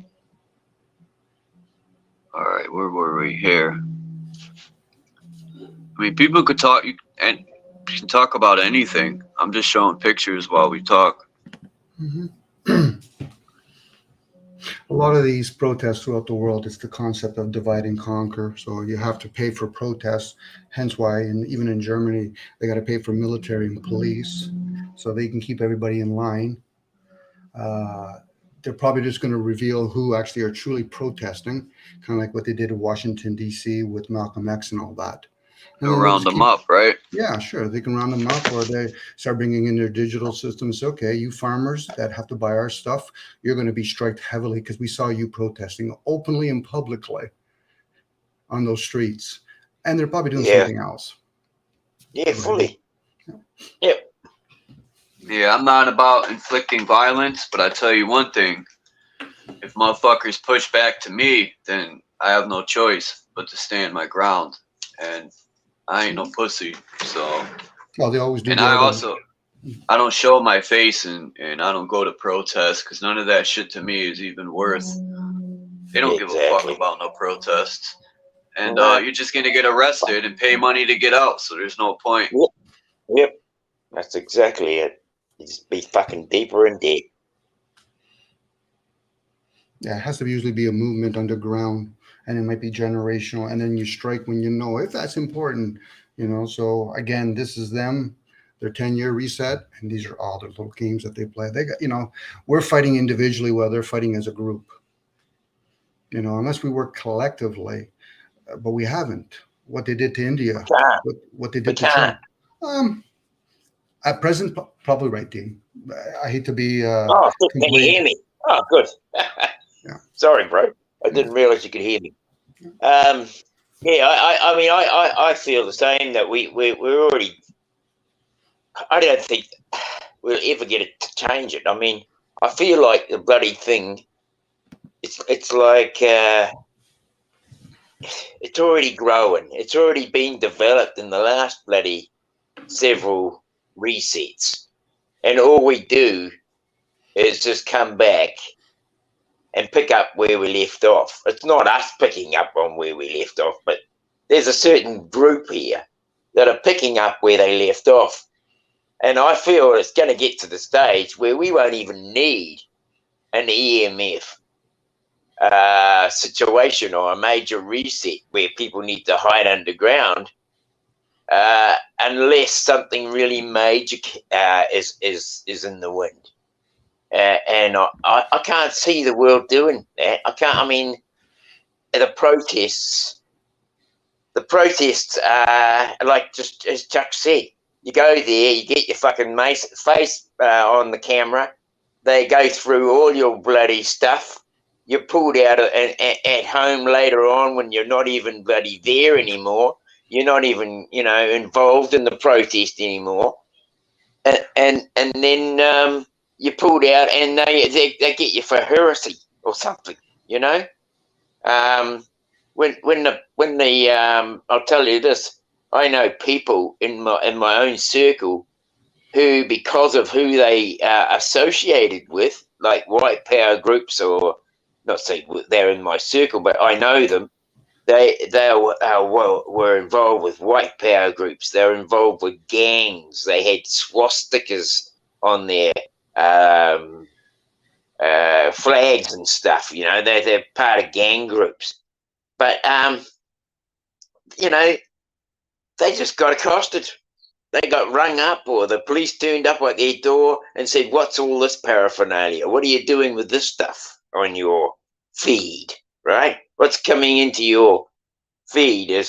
And so, I mean, I'm in a few groups. I can hear that same scenario going on in other countries now, where they're going to pick up on whatever you've done. If you've got a meme even that doesn't suit or it goes against the grain, they're going to bloody pick it up out of your feed and bring it back to you and charge you with it, right? And so when you got that kind of, when you've got that type of, what do you call it? I would say warfare against you. You know, people who are the prominent figures in a march or a debate or anything like, they're the ones that are taken aside. They're the ones that are locked up. And you know, I mean, it's happened in New Zealand here. We had Billy Kahika. Now, he was running for the New Zealand First. These are New Zealand, Australia. I just wanted to add real quick, this building. it's more than likely in Australia. It's not in New Zealand. I ain't seen that in New Zealand.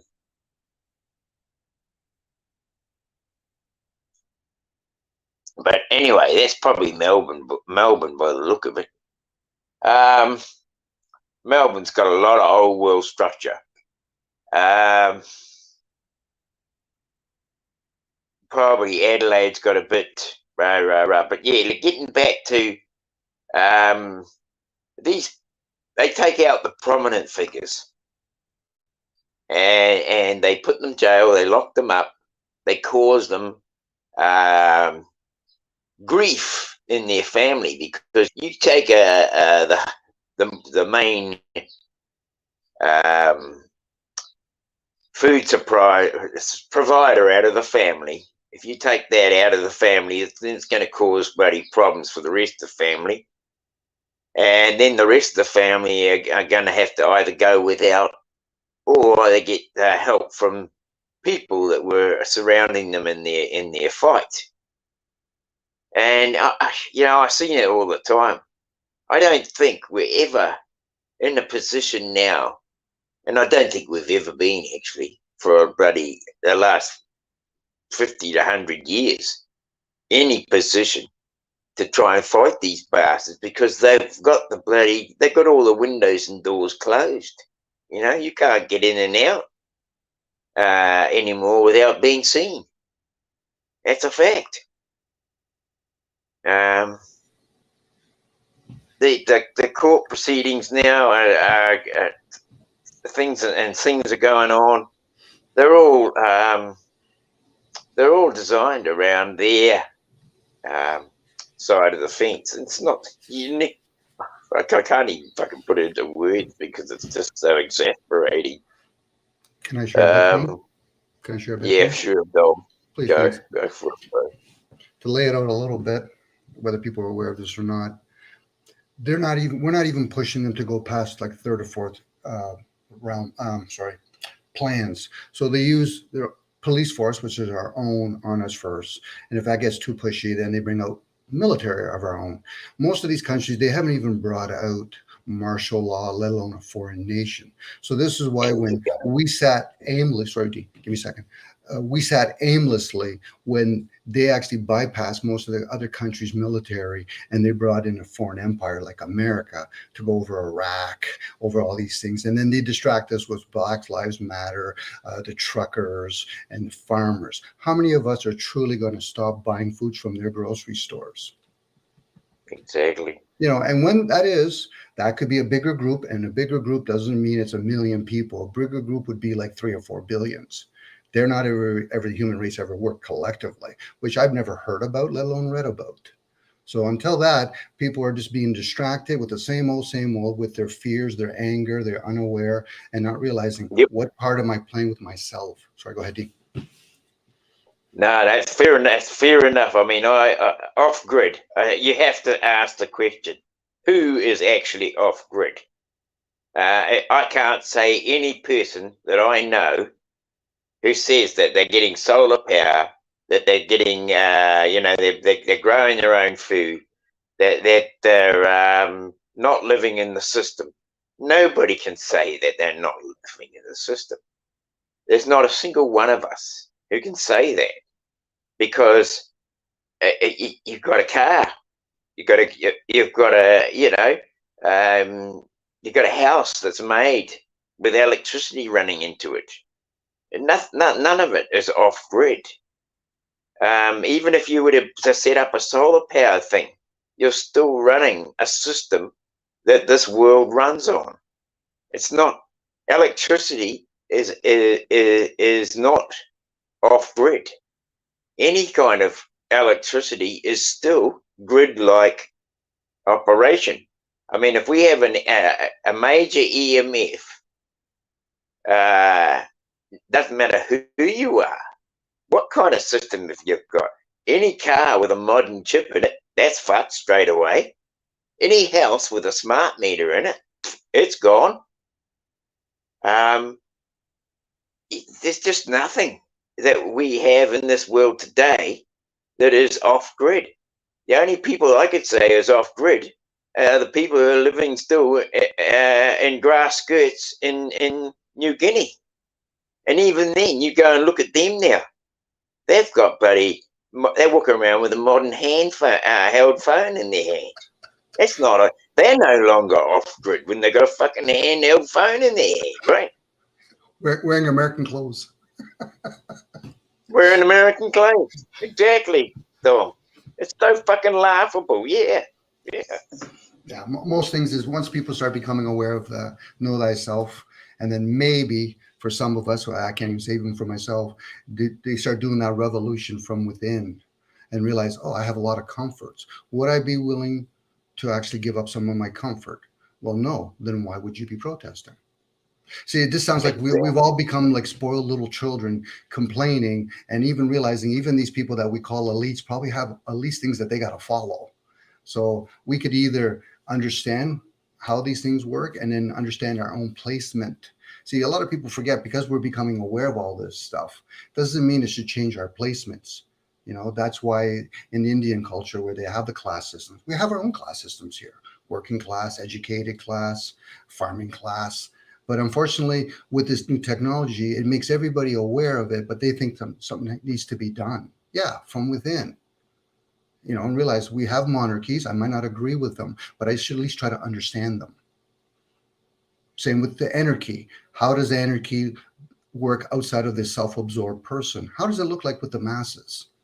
How would we protect our women and our children when other people say, I'm running out of food, so I'm just going to rape somebody or take something from somebody else? That would be very challenging for the human race. So in a way, we have to at least appreciate the rulers that we have. They might be filthy rich. Yes, I won't deny that. They're probably filthy rich. But we give our energy to help them become filthy rich. So well, we haven't got the choice. We haven't got the choice. I like to think we do, Dean. I think we do. Say you had the choice. No, okay, we have a choice. Can you give up the comfort? That's the part that I talk about is the choice. Yeah, well, that's because a tough one for me to do. Sorry, Dean. Yeah, I feel like the comfort is where we've got that.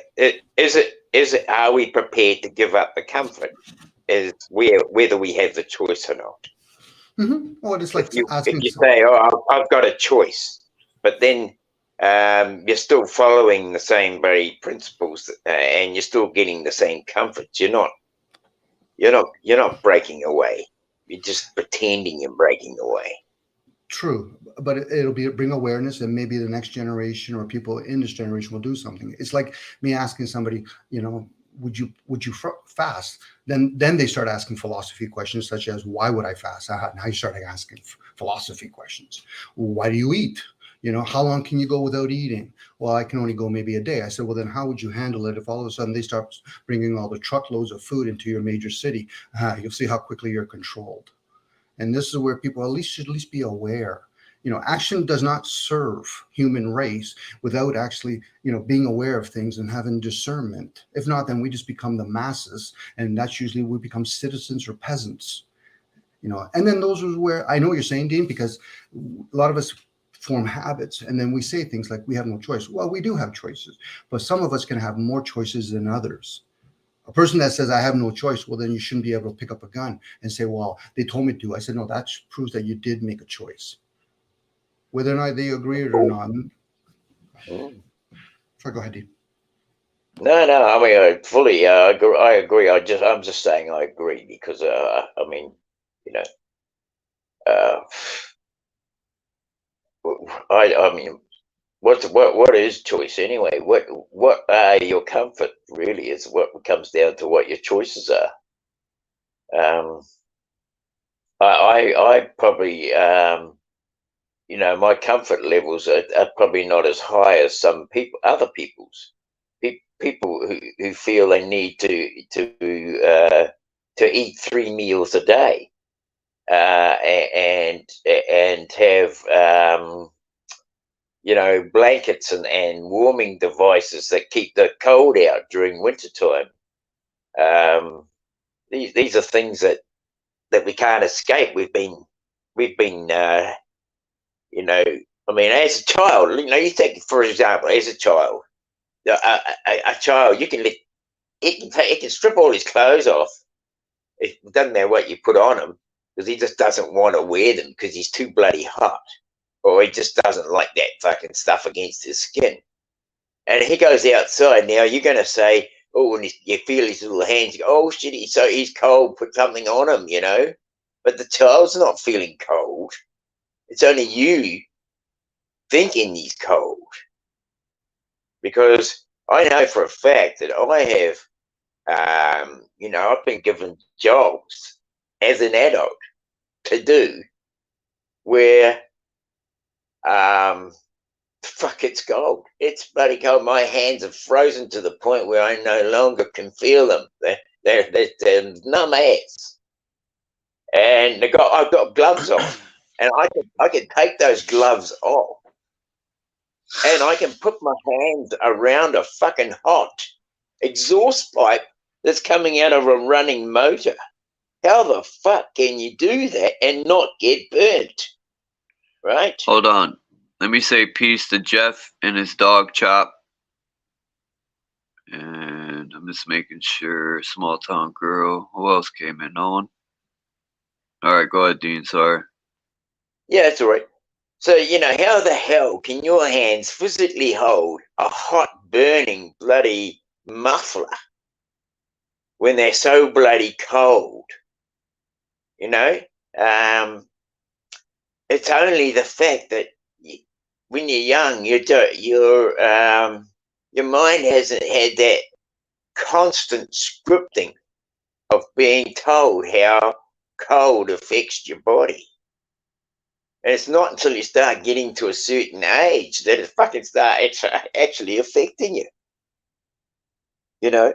And while you're a child, you're just unaware of it because it hasn't been part of the script. But then after about bloody 20 years or 30 years of it, suddenly you realised you are past that point where you didn't care about the cold. Now you bloody do. Now you've got to go out and get some woolly blankets and get a bloody electric blanket that once you never even thought about bloody getting, because it's all about the script. What we're told and what we've led to believe. You know, babies just don't feel the bloody cold because they don't even know it's cold. They don't even know the difference, what the word means even. And it's not until you start telling them that they're cold that they start bloody believing it. Look at these pictures I put together. To prove the sun's local with crepuscular rays. Oh, I should have got one this morning. You see that one at the bottom left-hand corner with a hole in it, right? So the center picture with the sunspot in the ocean. It's like the background behind that one in the center. There's one with a hole in it, right? Yeah, that's the sunspot. Yeah. Yeah. We had one this morning, and Maureen says, oh, look at that. You could even say it was like a UFO with one of those retractor beams coming down. And people go, oh, shit. Oh, shit, it's the bloody, what do they call that thing? The Rapture. It's the Rapture. Quick, go over there and get raptured up, you know? And then I showed this one.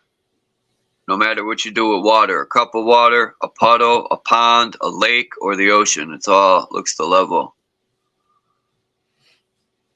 And then I did this one to show the same thing with a car.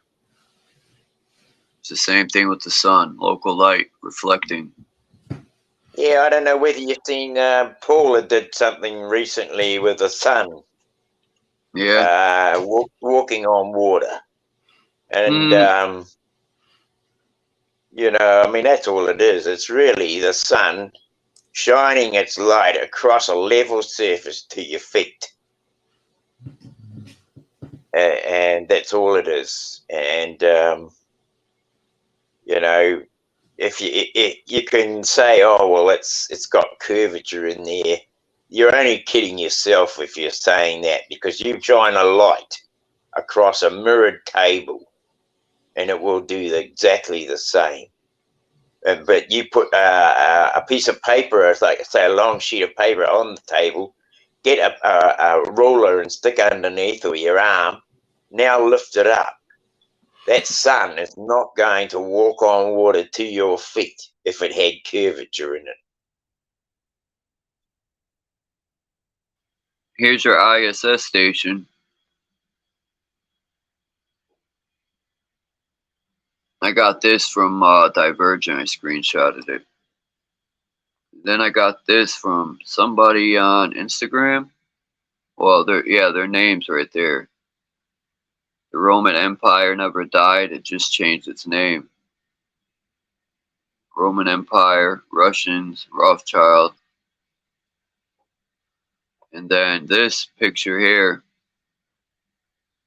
the hunt for red mercury. I never even knew there was red mercury, period, until I seen this picture.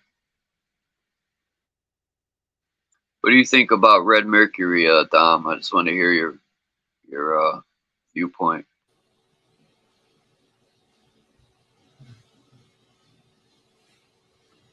Don't know actually. How are they using it? Where's it for? Like, are we talking about like a crystal of some sort? What is this? As far as I know, red mercury is the substance they put in thermometers, right? To gauge temperature.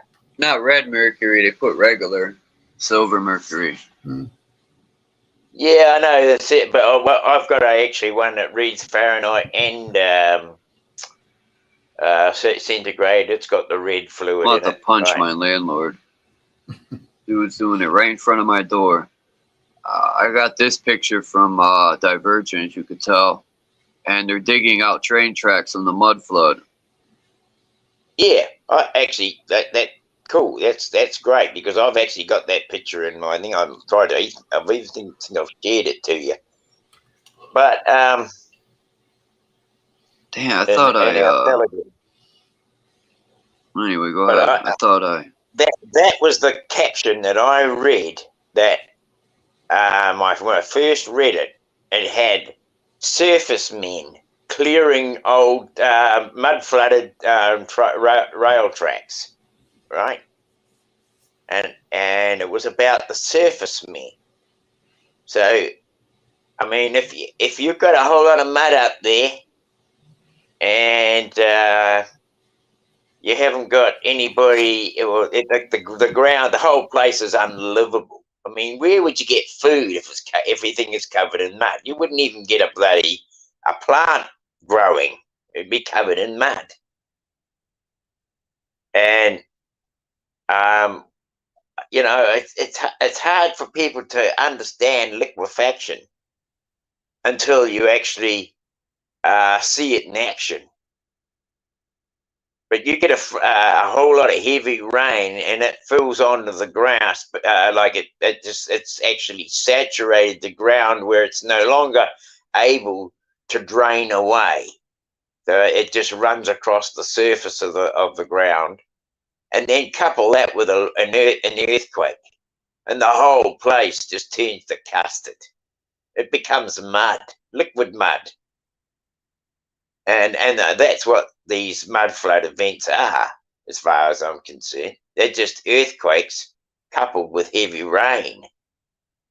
Now, I don't know whether you've been able to get on to Lonnie. I heard somebody say that they haven't been able to get on to Lonnie. And I have struggled to get Lonnie too. He's, you know, like I put a note up, and he puts a bloody note there when I've given up waiting for him. But he was talking about the HAARP machine, HAARP,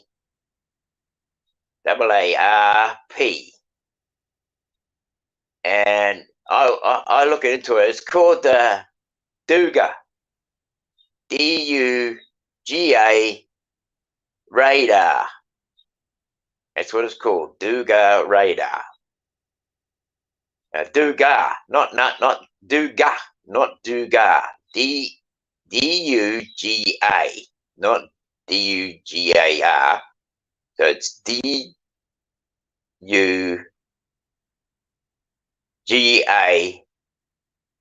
radar. And there's one in every country. I don't know how many we've got in this country, but I know there's one in a valley in the Rangitikei Plains north of Palmerston North. I also know there's some kind of field of these poles north of Auckland. I would say that there are anywhere between 3 and 4, maybe even 5 in our country alone. I'm not sure. I can't be specific on that. But I'm saying that by the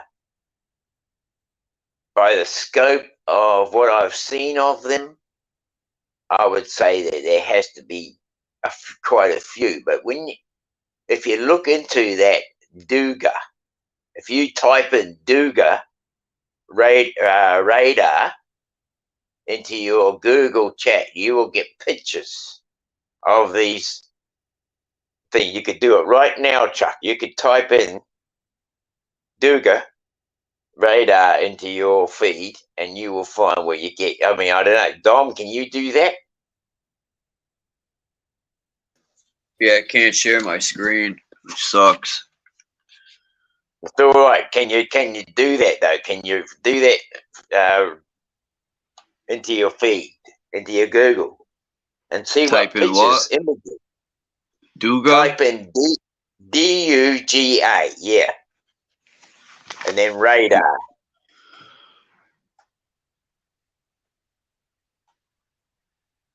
Duga radar? Yep. I posted these pictures of giants and people said, what does it matter? Like this picture. It's showing you the size of these people. Let me look that up, Duga.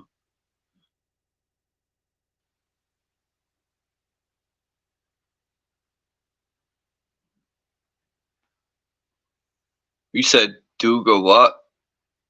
Radar. R-A-D-A-R. And ask for images.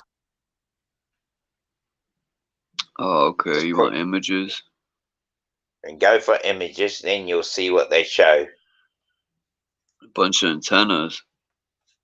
Exactly. Fucking heaps of them. Holy shit nuggets. We're gonna pull some of these up.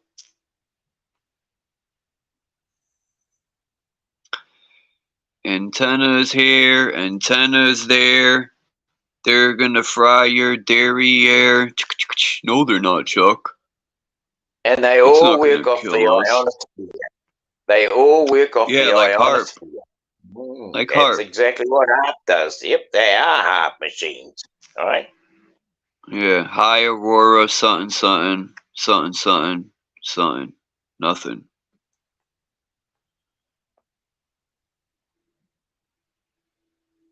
Look at this bull. I wonder if this is one of those, you know, them bowls that you put the copper thing around it and it makes noise. Yeah. Yep. And then you got your 7 Mile bridge right here, which also destroys the globe. I got a lot of these pictures I'm putting. Wow, this is a weird looking. Wow, Duga radar. Fucking A. It's fucking. I mean, since I found out the name of how you type in to look for them, it changes how many you can find. Fuck, there's just literally thousands of them. Yeah. I'm trying to pull up different types, like, cause they have different versions. Yep.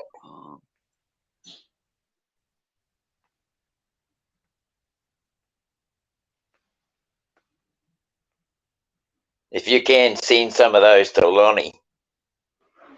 Yeah.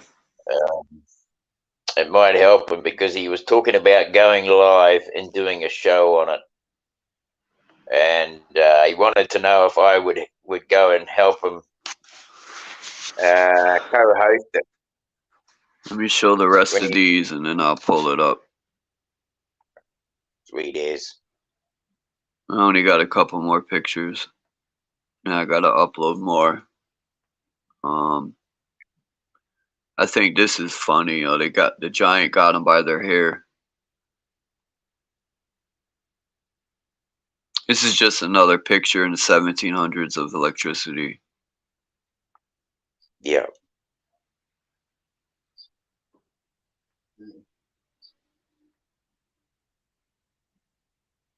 This is supposed to be an old book that shows the days of creation.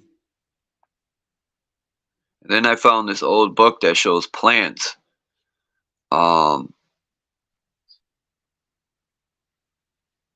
Plants from B.I. Harley. I don't know if I can't read that, but these might be plants that we can use for healing. Absolutely. Yeah. Same as cold. And this one too. Yeah. Very much similar to some of that early stuff that Culpeper did. All right, let's pull up this whatever. Can I share something just quickly, Charles? And yeah. Yes. Next time you watch, if you haven't already done this before, when you watch The Matrix, change the color of the skin of all the different characters. You'll see how the storyline is. When you see all those Egyptian pictures, when you see those big giants, envision those are images, but humans can't see them. And you're just seeing, because we're seeing them. They're praying to images, these giants, but the ones that sketch them out, put them actually so our senses can see them, but they don't see those images. So now when you start seeing those things, you'll see it differently now. Yeah, I know what you mean, because that's the same thing that Praveen does, right, with his work in India and that. Mm-hmm. He does the same thing with, he uses different colors to highlight different things. Yeah. Small town girl says, holy, that bowl is enormous. Yeah. It reminds me of those bowls, singing bowls or whatever they're called. Yeah.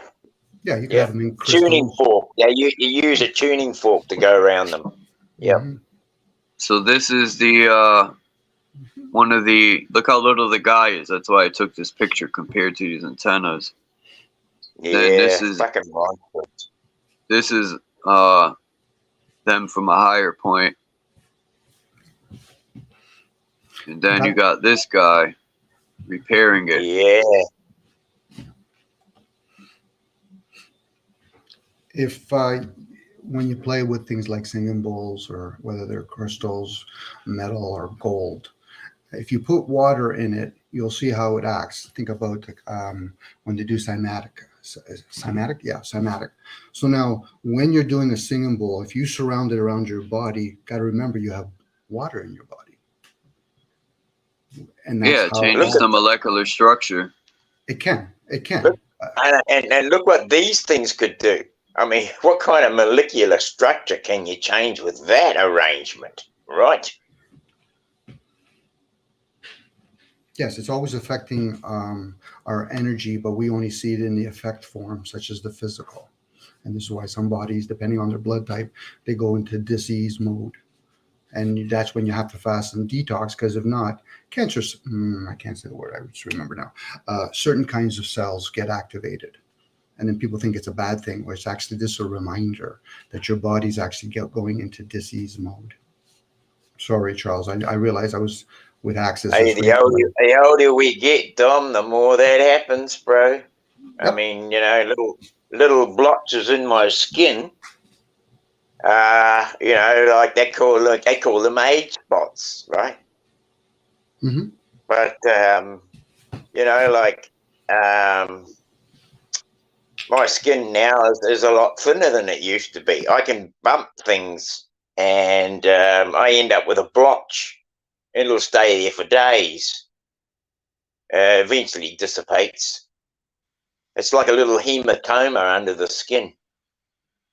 My skin is even getting thinner. I mean, it pisses you off really when you go to rub up against something that you normally wouldn't have bothered your skin, and then the skin just peels back. It's just crazy. Well, we lose things like an elasticity, and then in this case, even with your like, I remember my mom telling me the story. My grandmother was told by her doctor that because she had a blood disorder, but if she had a child, that it would change. And of course it did. My mom was born 15 years after her brother was born, and she inherited the blood issue. So again, a lot of things can be inherited through the vessel. And but yeah, Dean, as we get older, what we did or didn't do when we were younger will reveal us sooner or later in the vessel. But unfortunately, we get caught up. We think, for sure. I mean, I'm doing my best to keep my skin thick and hard as I possibly can. So my hands, I scrub them with a really hard scrubbing brush. I even scrub my arms and my legs with that scrubbing brush. People say, fuck, that's a bit harsh. But it still keeps my skin toned. Because if I didn't do that, my skin wouldn't be toned. It would just get thinner and thinner. Right? I mean, it is an organ. It needs work as well, you know. Yeah, and that's one of the disadvantages when most of us, we're no longer out there farming and hunting, because we would be getting our vitamin D more naturally, and we would be doing certain types of exercise because we do jobs like in offices or even tradespeople. Well, depends on the tradesperson. If you're a roofer, you might get an overwhelming amount of sun. So again, those are slowly things that are decaying with us. We're no longer putting ourselves in situations where our vessel, which is outside, is staying somewhat healthy. You know, and then of course we introduce things like Wi-Fi, electricity, and radio frequency that even bombards us mentally and emotionally. Of course, yeah.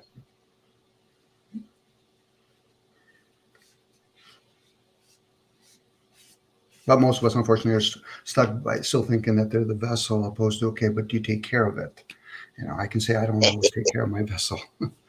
Yeah, that's a fact. I mean, you know, we got to. Some people say, "Oh, you got to just go do something that's going to be life changing." But as long as you remember that the vessel is the one that holds it all in, so you got to make sure that you're looking after the vessel while you're doing that. Otherwise, got nothing. No, if the bloody container's buggered, it's not going to hold anything, is it? Oh, I'm with you. Yeah. You know, again, this goes tapping. We were sharing earlier about comforts, but most of us are caught up in our comforts. So I think you were tapping on it. I go with the idea that we have choices. So whether I choose to have an iPhone or an Android, that's a choice. Now, if they limit it to just an iPhone, I still have a choice if I want a phone at all. But what most of us end up doing is we get caught up in choices of likes and dislikes.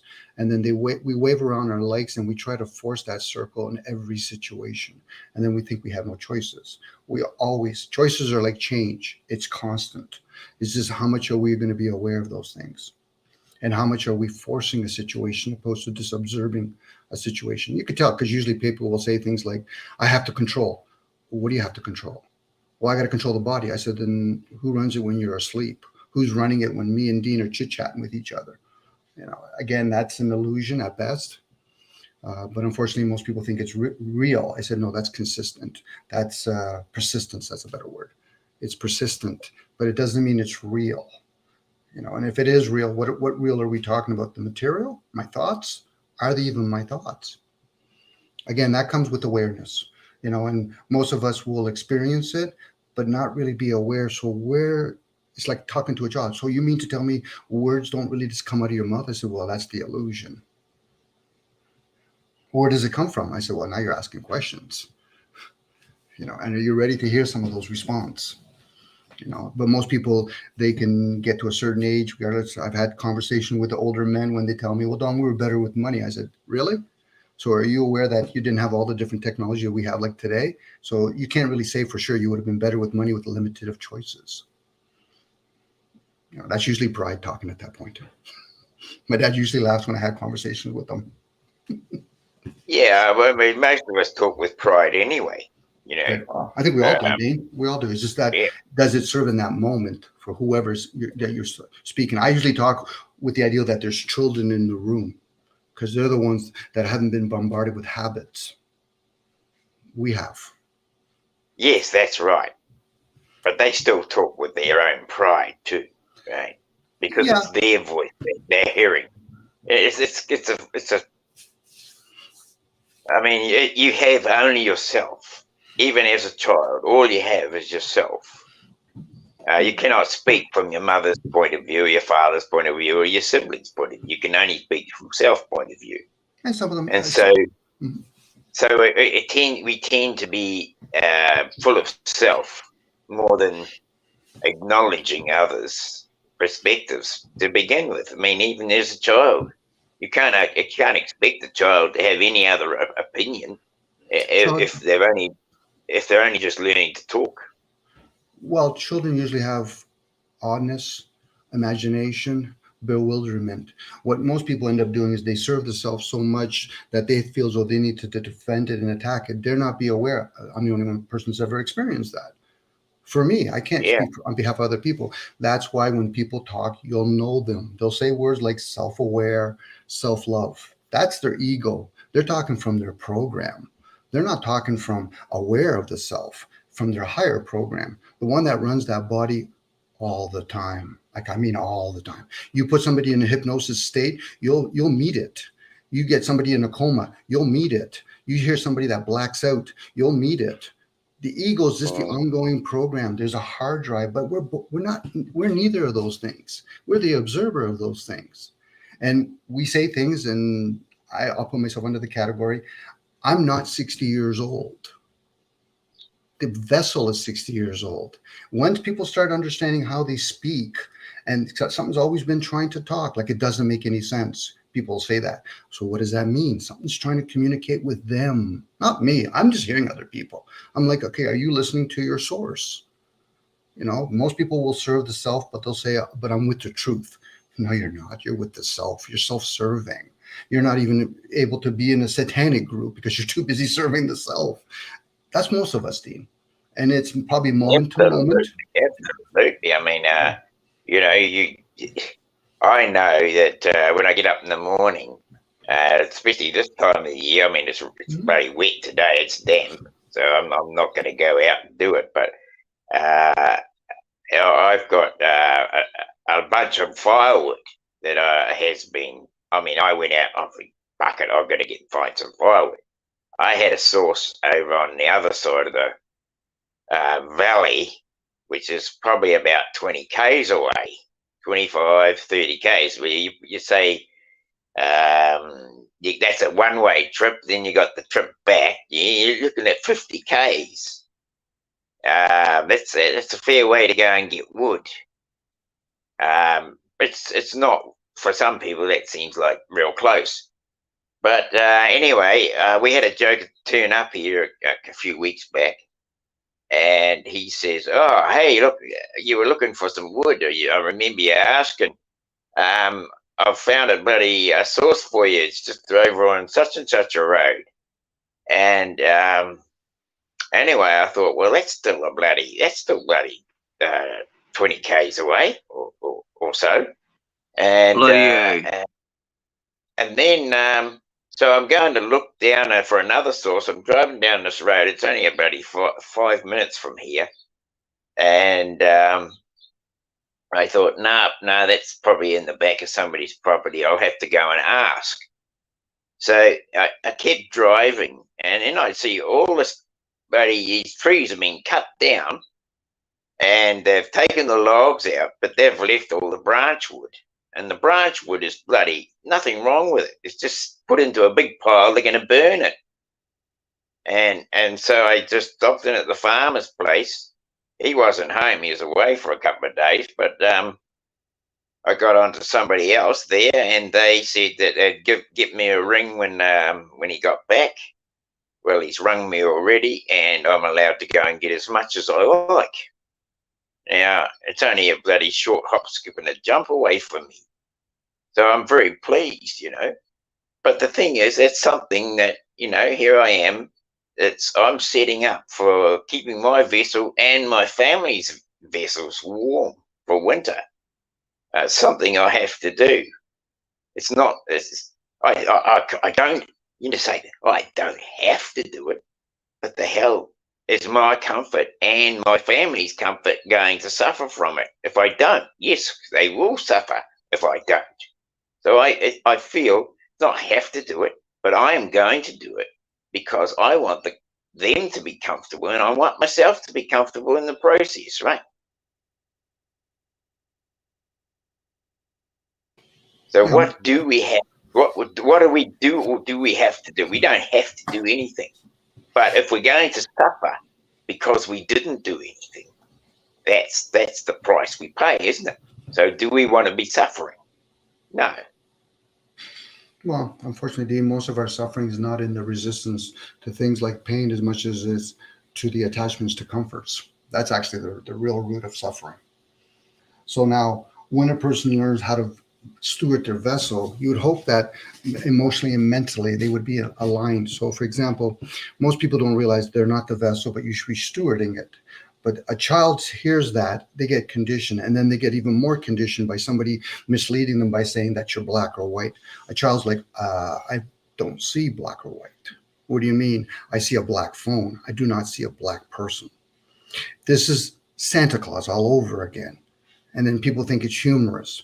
And then they wonder why they've been so conditioned. And then people start playing this, well, I have the birth certificate. I said, okay, so you're going to play pen to paper game now, are we?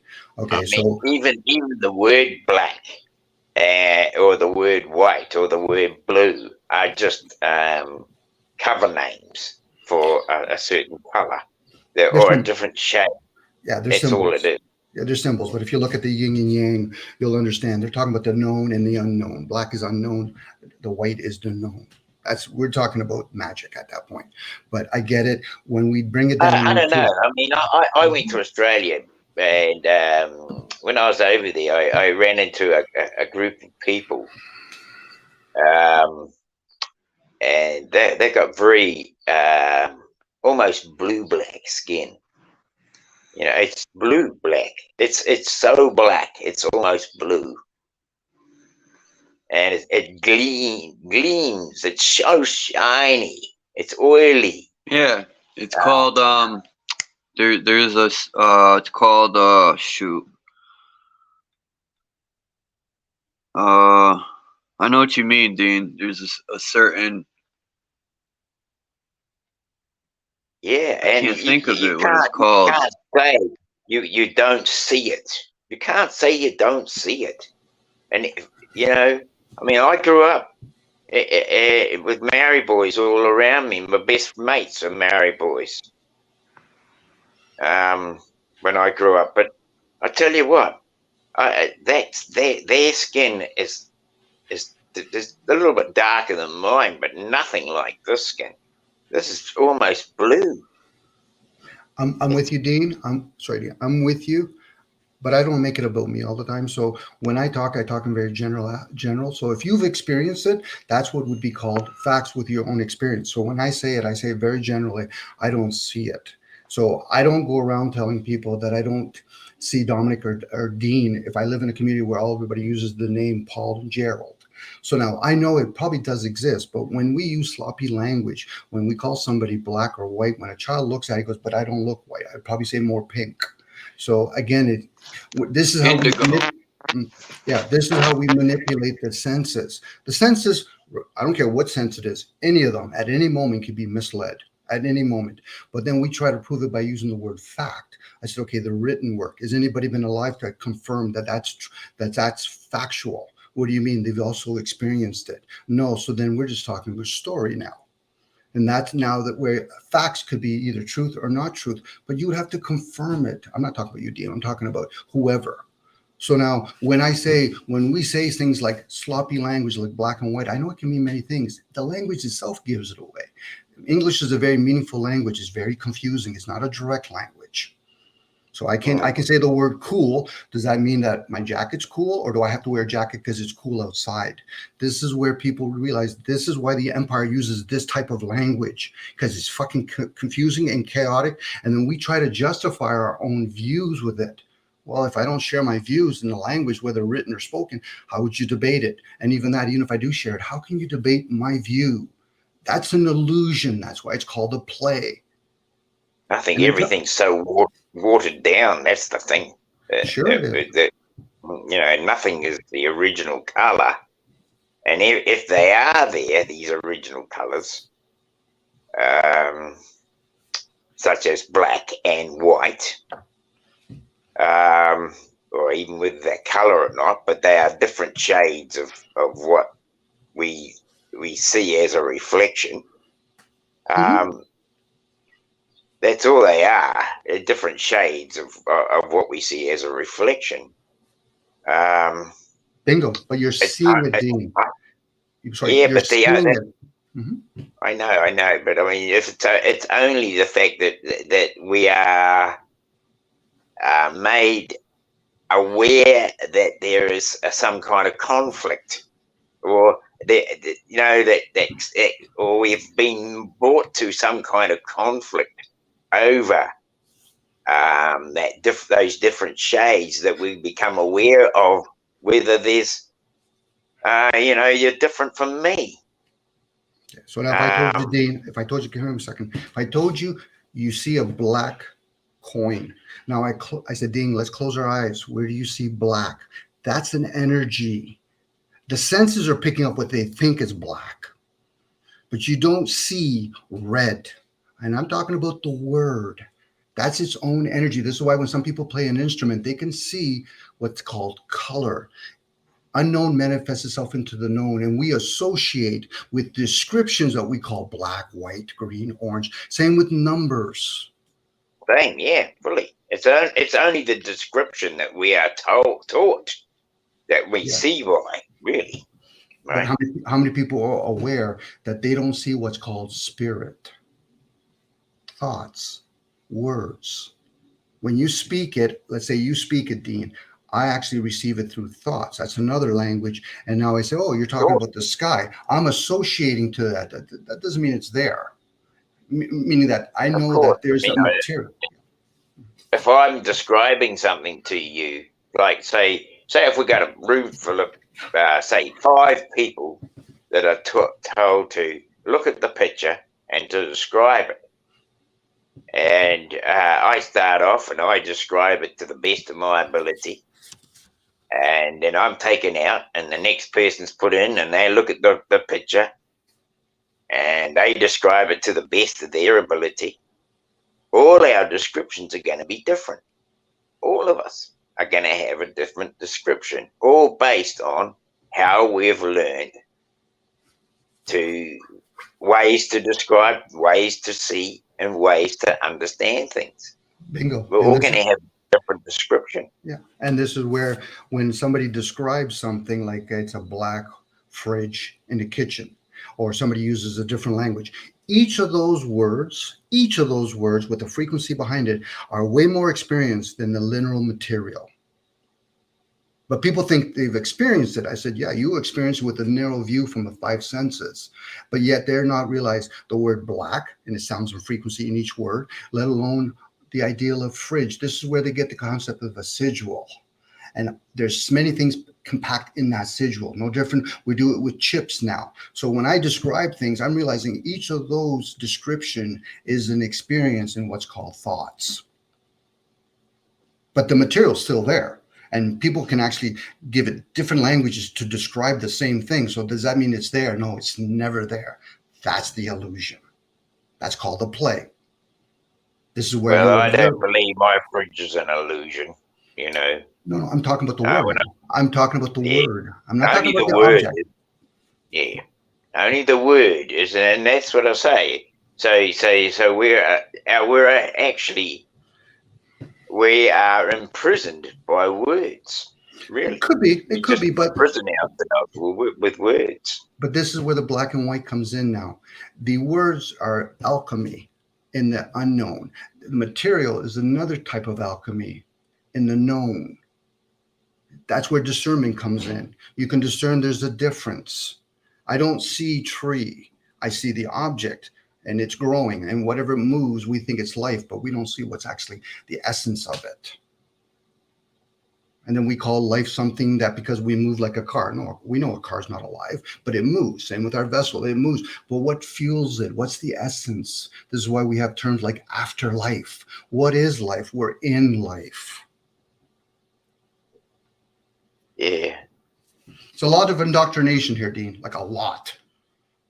And people actually don't realize how much they defend and attack it and pull themselves back in by saying, well, then I'm aware. I said, okay. Then we start testing it. So where do you see sound? Where do you see it? And then we use devices to monitor, engage it. Like we're not. That's why I think that, you know, like we've got, like you say, indoctrination, but we've got the 5 or the 6 sense. You know, we've got 5 senses which we know of. You know, sight, sound, taste, smell, and touch. But we've also got the 6th sense, and you know, that 6th sense is the one that not everybody can describe. But if you've had one of your other senses that hasn't been as strong, then the other ones have to pick up the pace. And you know, it's like a person who's blind, for example, they have to rely on their hearing and this other sense that there's something there. They may not be able to say what it is or where it is exactly, but they'll know that there's something there. And you know, so I feel that if of all the things that I could rely on, I couldn't rely on the script. I can't rely on programming and all that sort of stuff, but I can rely on my senses. And you know, I use my senses when I'm running down a hill to jump over obstacles that are in my way because I've got eyesight. But if I didn't have eyesight, would I still know those objects were there? Well, somebody tells you. Apparently there are people walking along who are blind and they can feel that there's something in front of them. They'll start to walk around something. How do they know it's there if they can't see it? Because they bumped into it. But even before they get to it, they'll start moving themselves around something. The 5 senses are designed. Go ahead.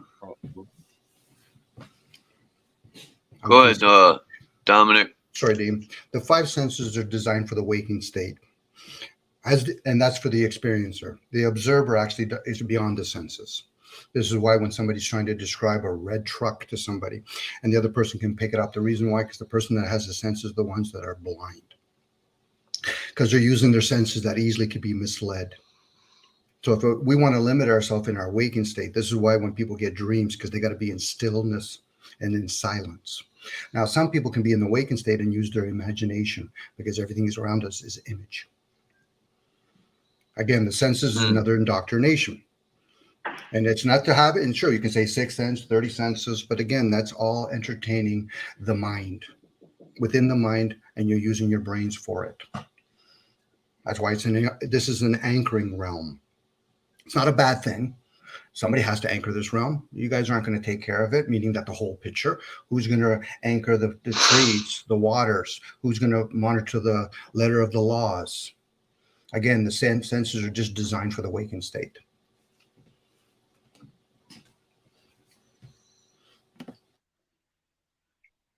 Yeah, fully. I'd agree. I also say that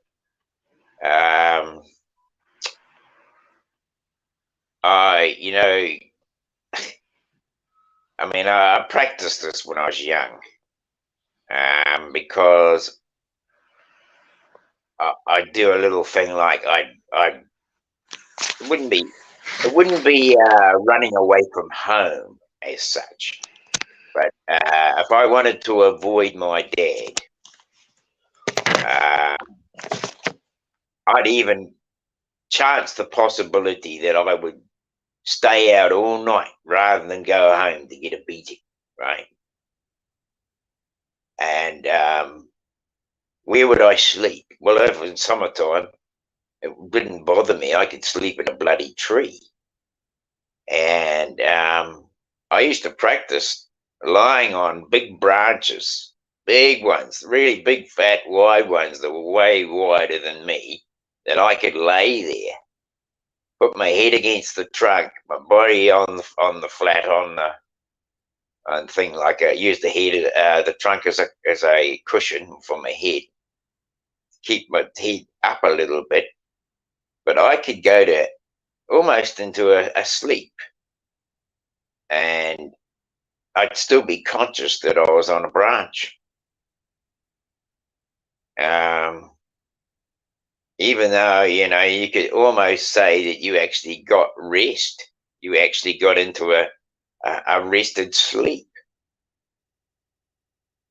So, you know, these senses, we can practice our senses, and we can fine tune them, hone them, until they can be our eyesight, even without our eyes open, right?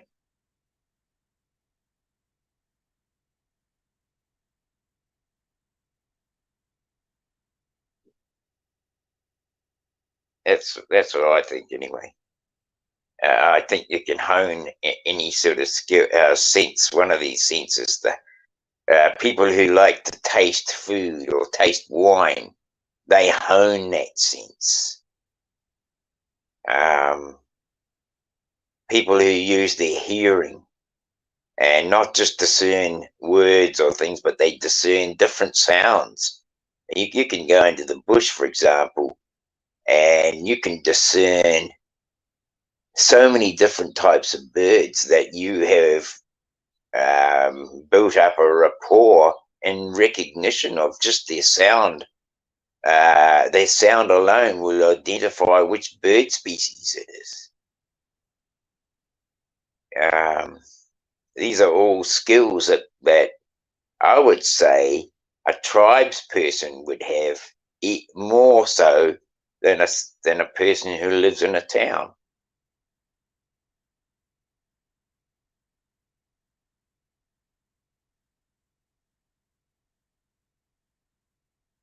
Anyway, guys, it's all great. Thanks very much for having me up, Chuck. I'm going to get up. I'm in bed still. I'm going to get up and go and do some stuff. I got to sharpen my chainsaw up. I did a load the other day, and I put it out in the trailer, so it's pretty wet. I'm not going to load it into the shed. But I need to get my chainsaw sharpened up, because now that I've got this source of wood, and when the weather finds up again, I'll be going out there to carve up a whole heap of wood for winter. So thanks very much, Chuck, and nice to talk to you, Dom. Thanks for sharing, Dave. And have a great one. I'll drop out and I'll have a listen while I go and do a few things, that make a cup of tea and some toast. And I made a loaf of bread yesterday. Not a very good one. I've got to be more precise in the amount of the tools I use to make stuff with, and be a bit more precise with the measurements. You can't just throw stuff sometimes. So my loaf of bread didn't rise properly. I didn't have enough yeast. Anyway, a learning curve. I'll stick to the measurements, I think. But anyway, I'm going to have toast of the bread I made, and I'm going to have another go at making another loaf today, because the price of bread is just fucking too much for us. I would rather buy a bag of flour and get 4 loaves of bread with all the ingredients that would cost to buy 1 loaf, you know? Yeah. Anyway, all good, guys. Much love to everyone in the chat that's there with us today. And we'll see you on the rebound. Peace out. Much love. Ciao, Dean. Ciao, bro. Charles, I don't know if you want to revisit what you had asked earlier. I didn't know until I just kind of Googled it, what red mercury is. I put it in the back chat there, if that helps in any way to further the Red mercury? Yeah. Sorry, I'm going back and forth from cooking. Oh, I didn't see nothing. I looked in the back chat. I put it in a private chat if you can see that. Yeah, it just says true on the senses. Oh. Maybe you accidentally put it in this chat, no? Here, I'll cut and paste. I'll copy and paste it again, see if you see it. I remember going down a tunnel of light. Oh. Red mercury. What you need is red mercury. An article in the daily Russian newspaper, Pravda, 93, claiming to be informed by leaked top secret memos, red mercury as superconductive material used for producing high precision conventional and nuclear bomb explosives, stealth surfaces, and self-guided warheads. Huh. What happened to Dean? Dean jumped out the scene. He had to do his daily routine. He said bye to all of us. I didn't hear it.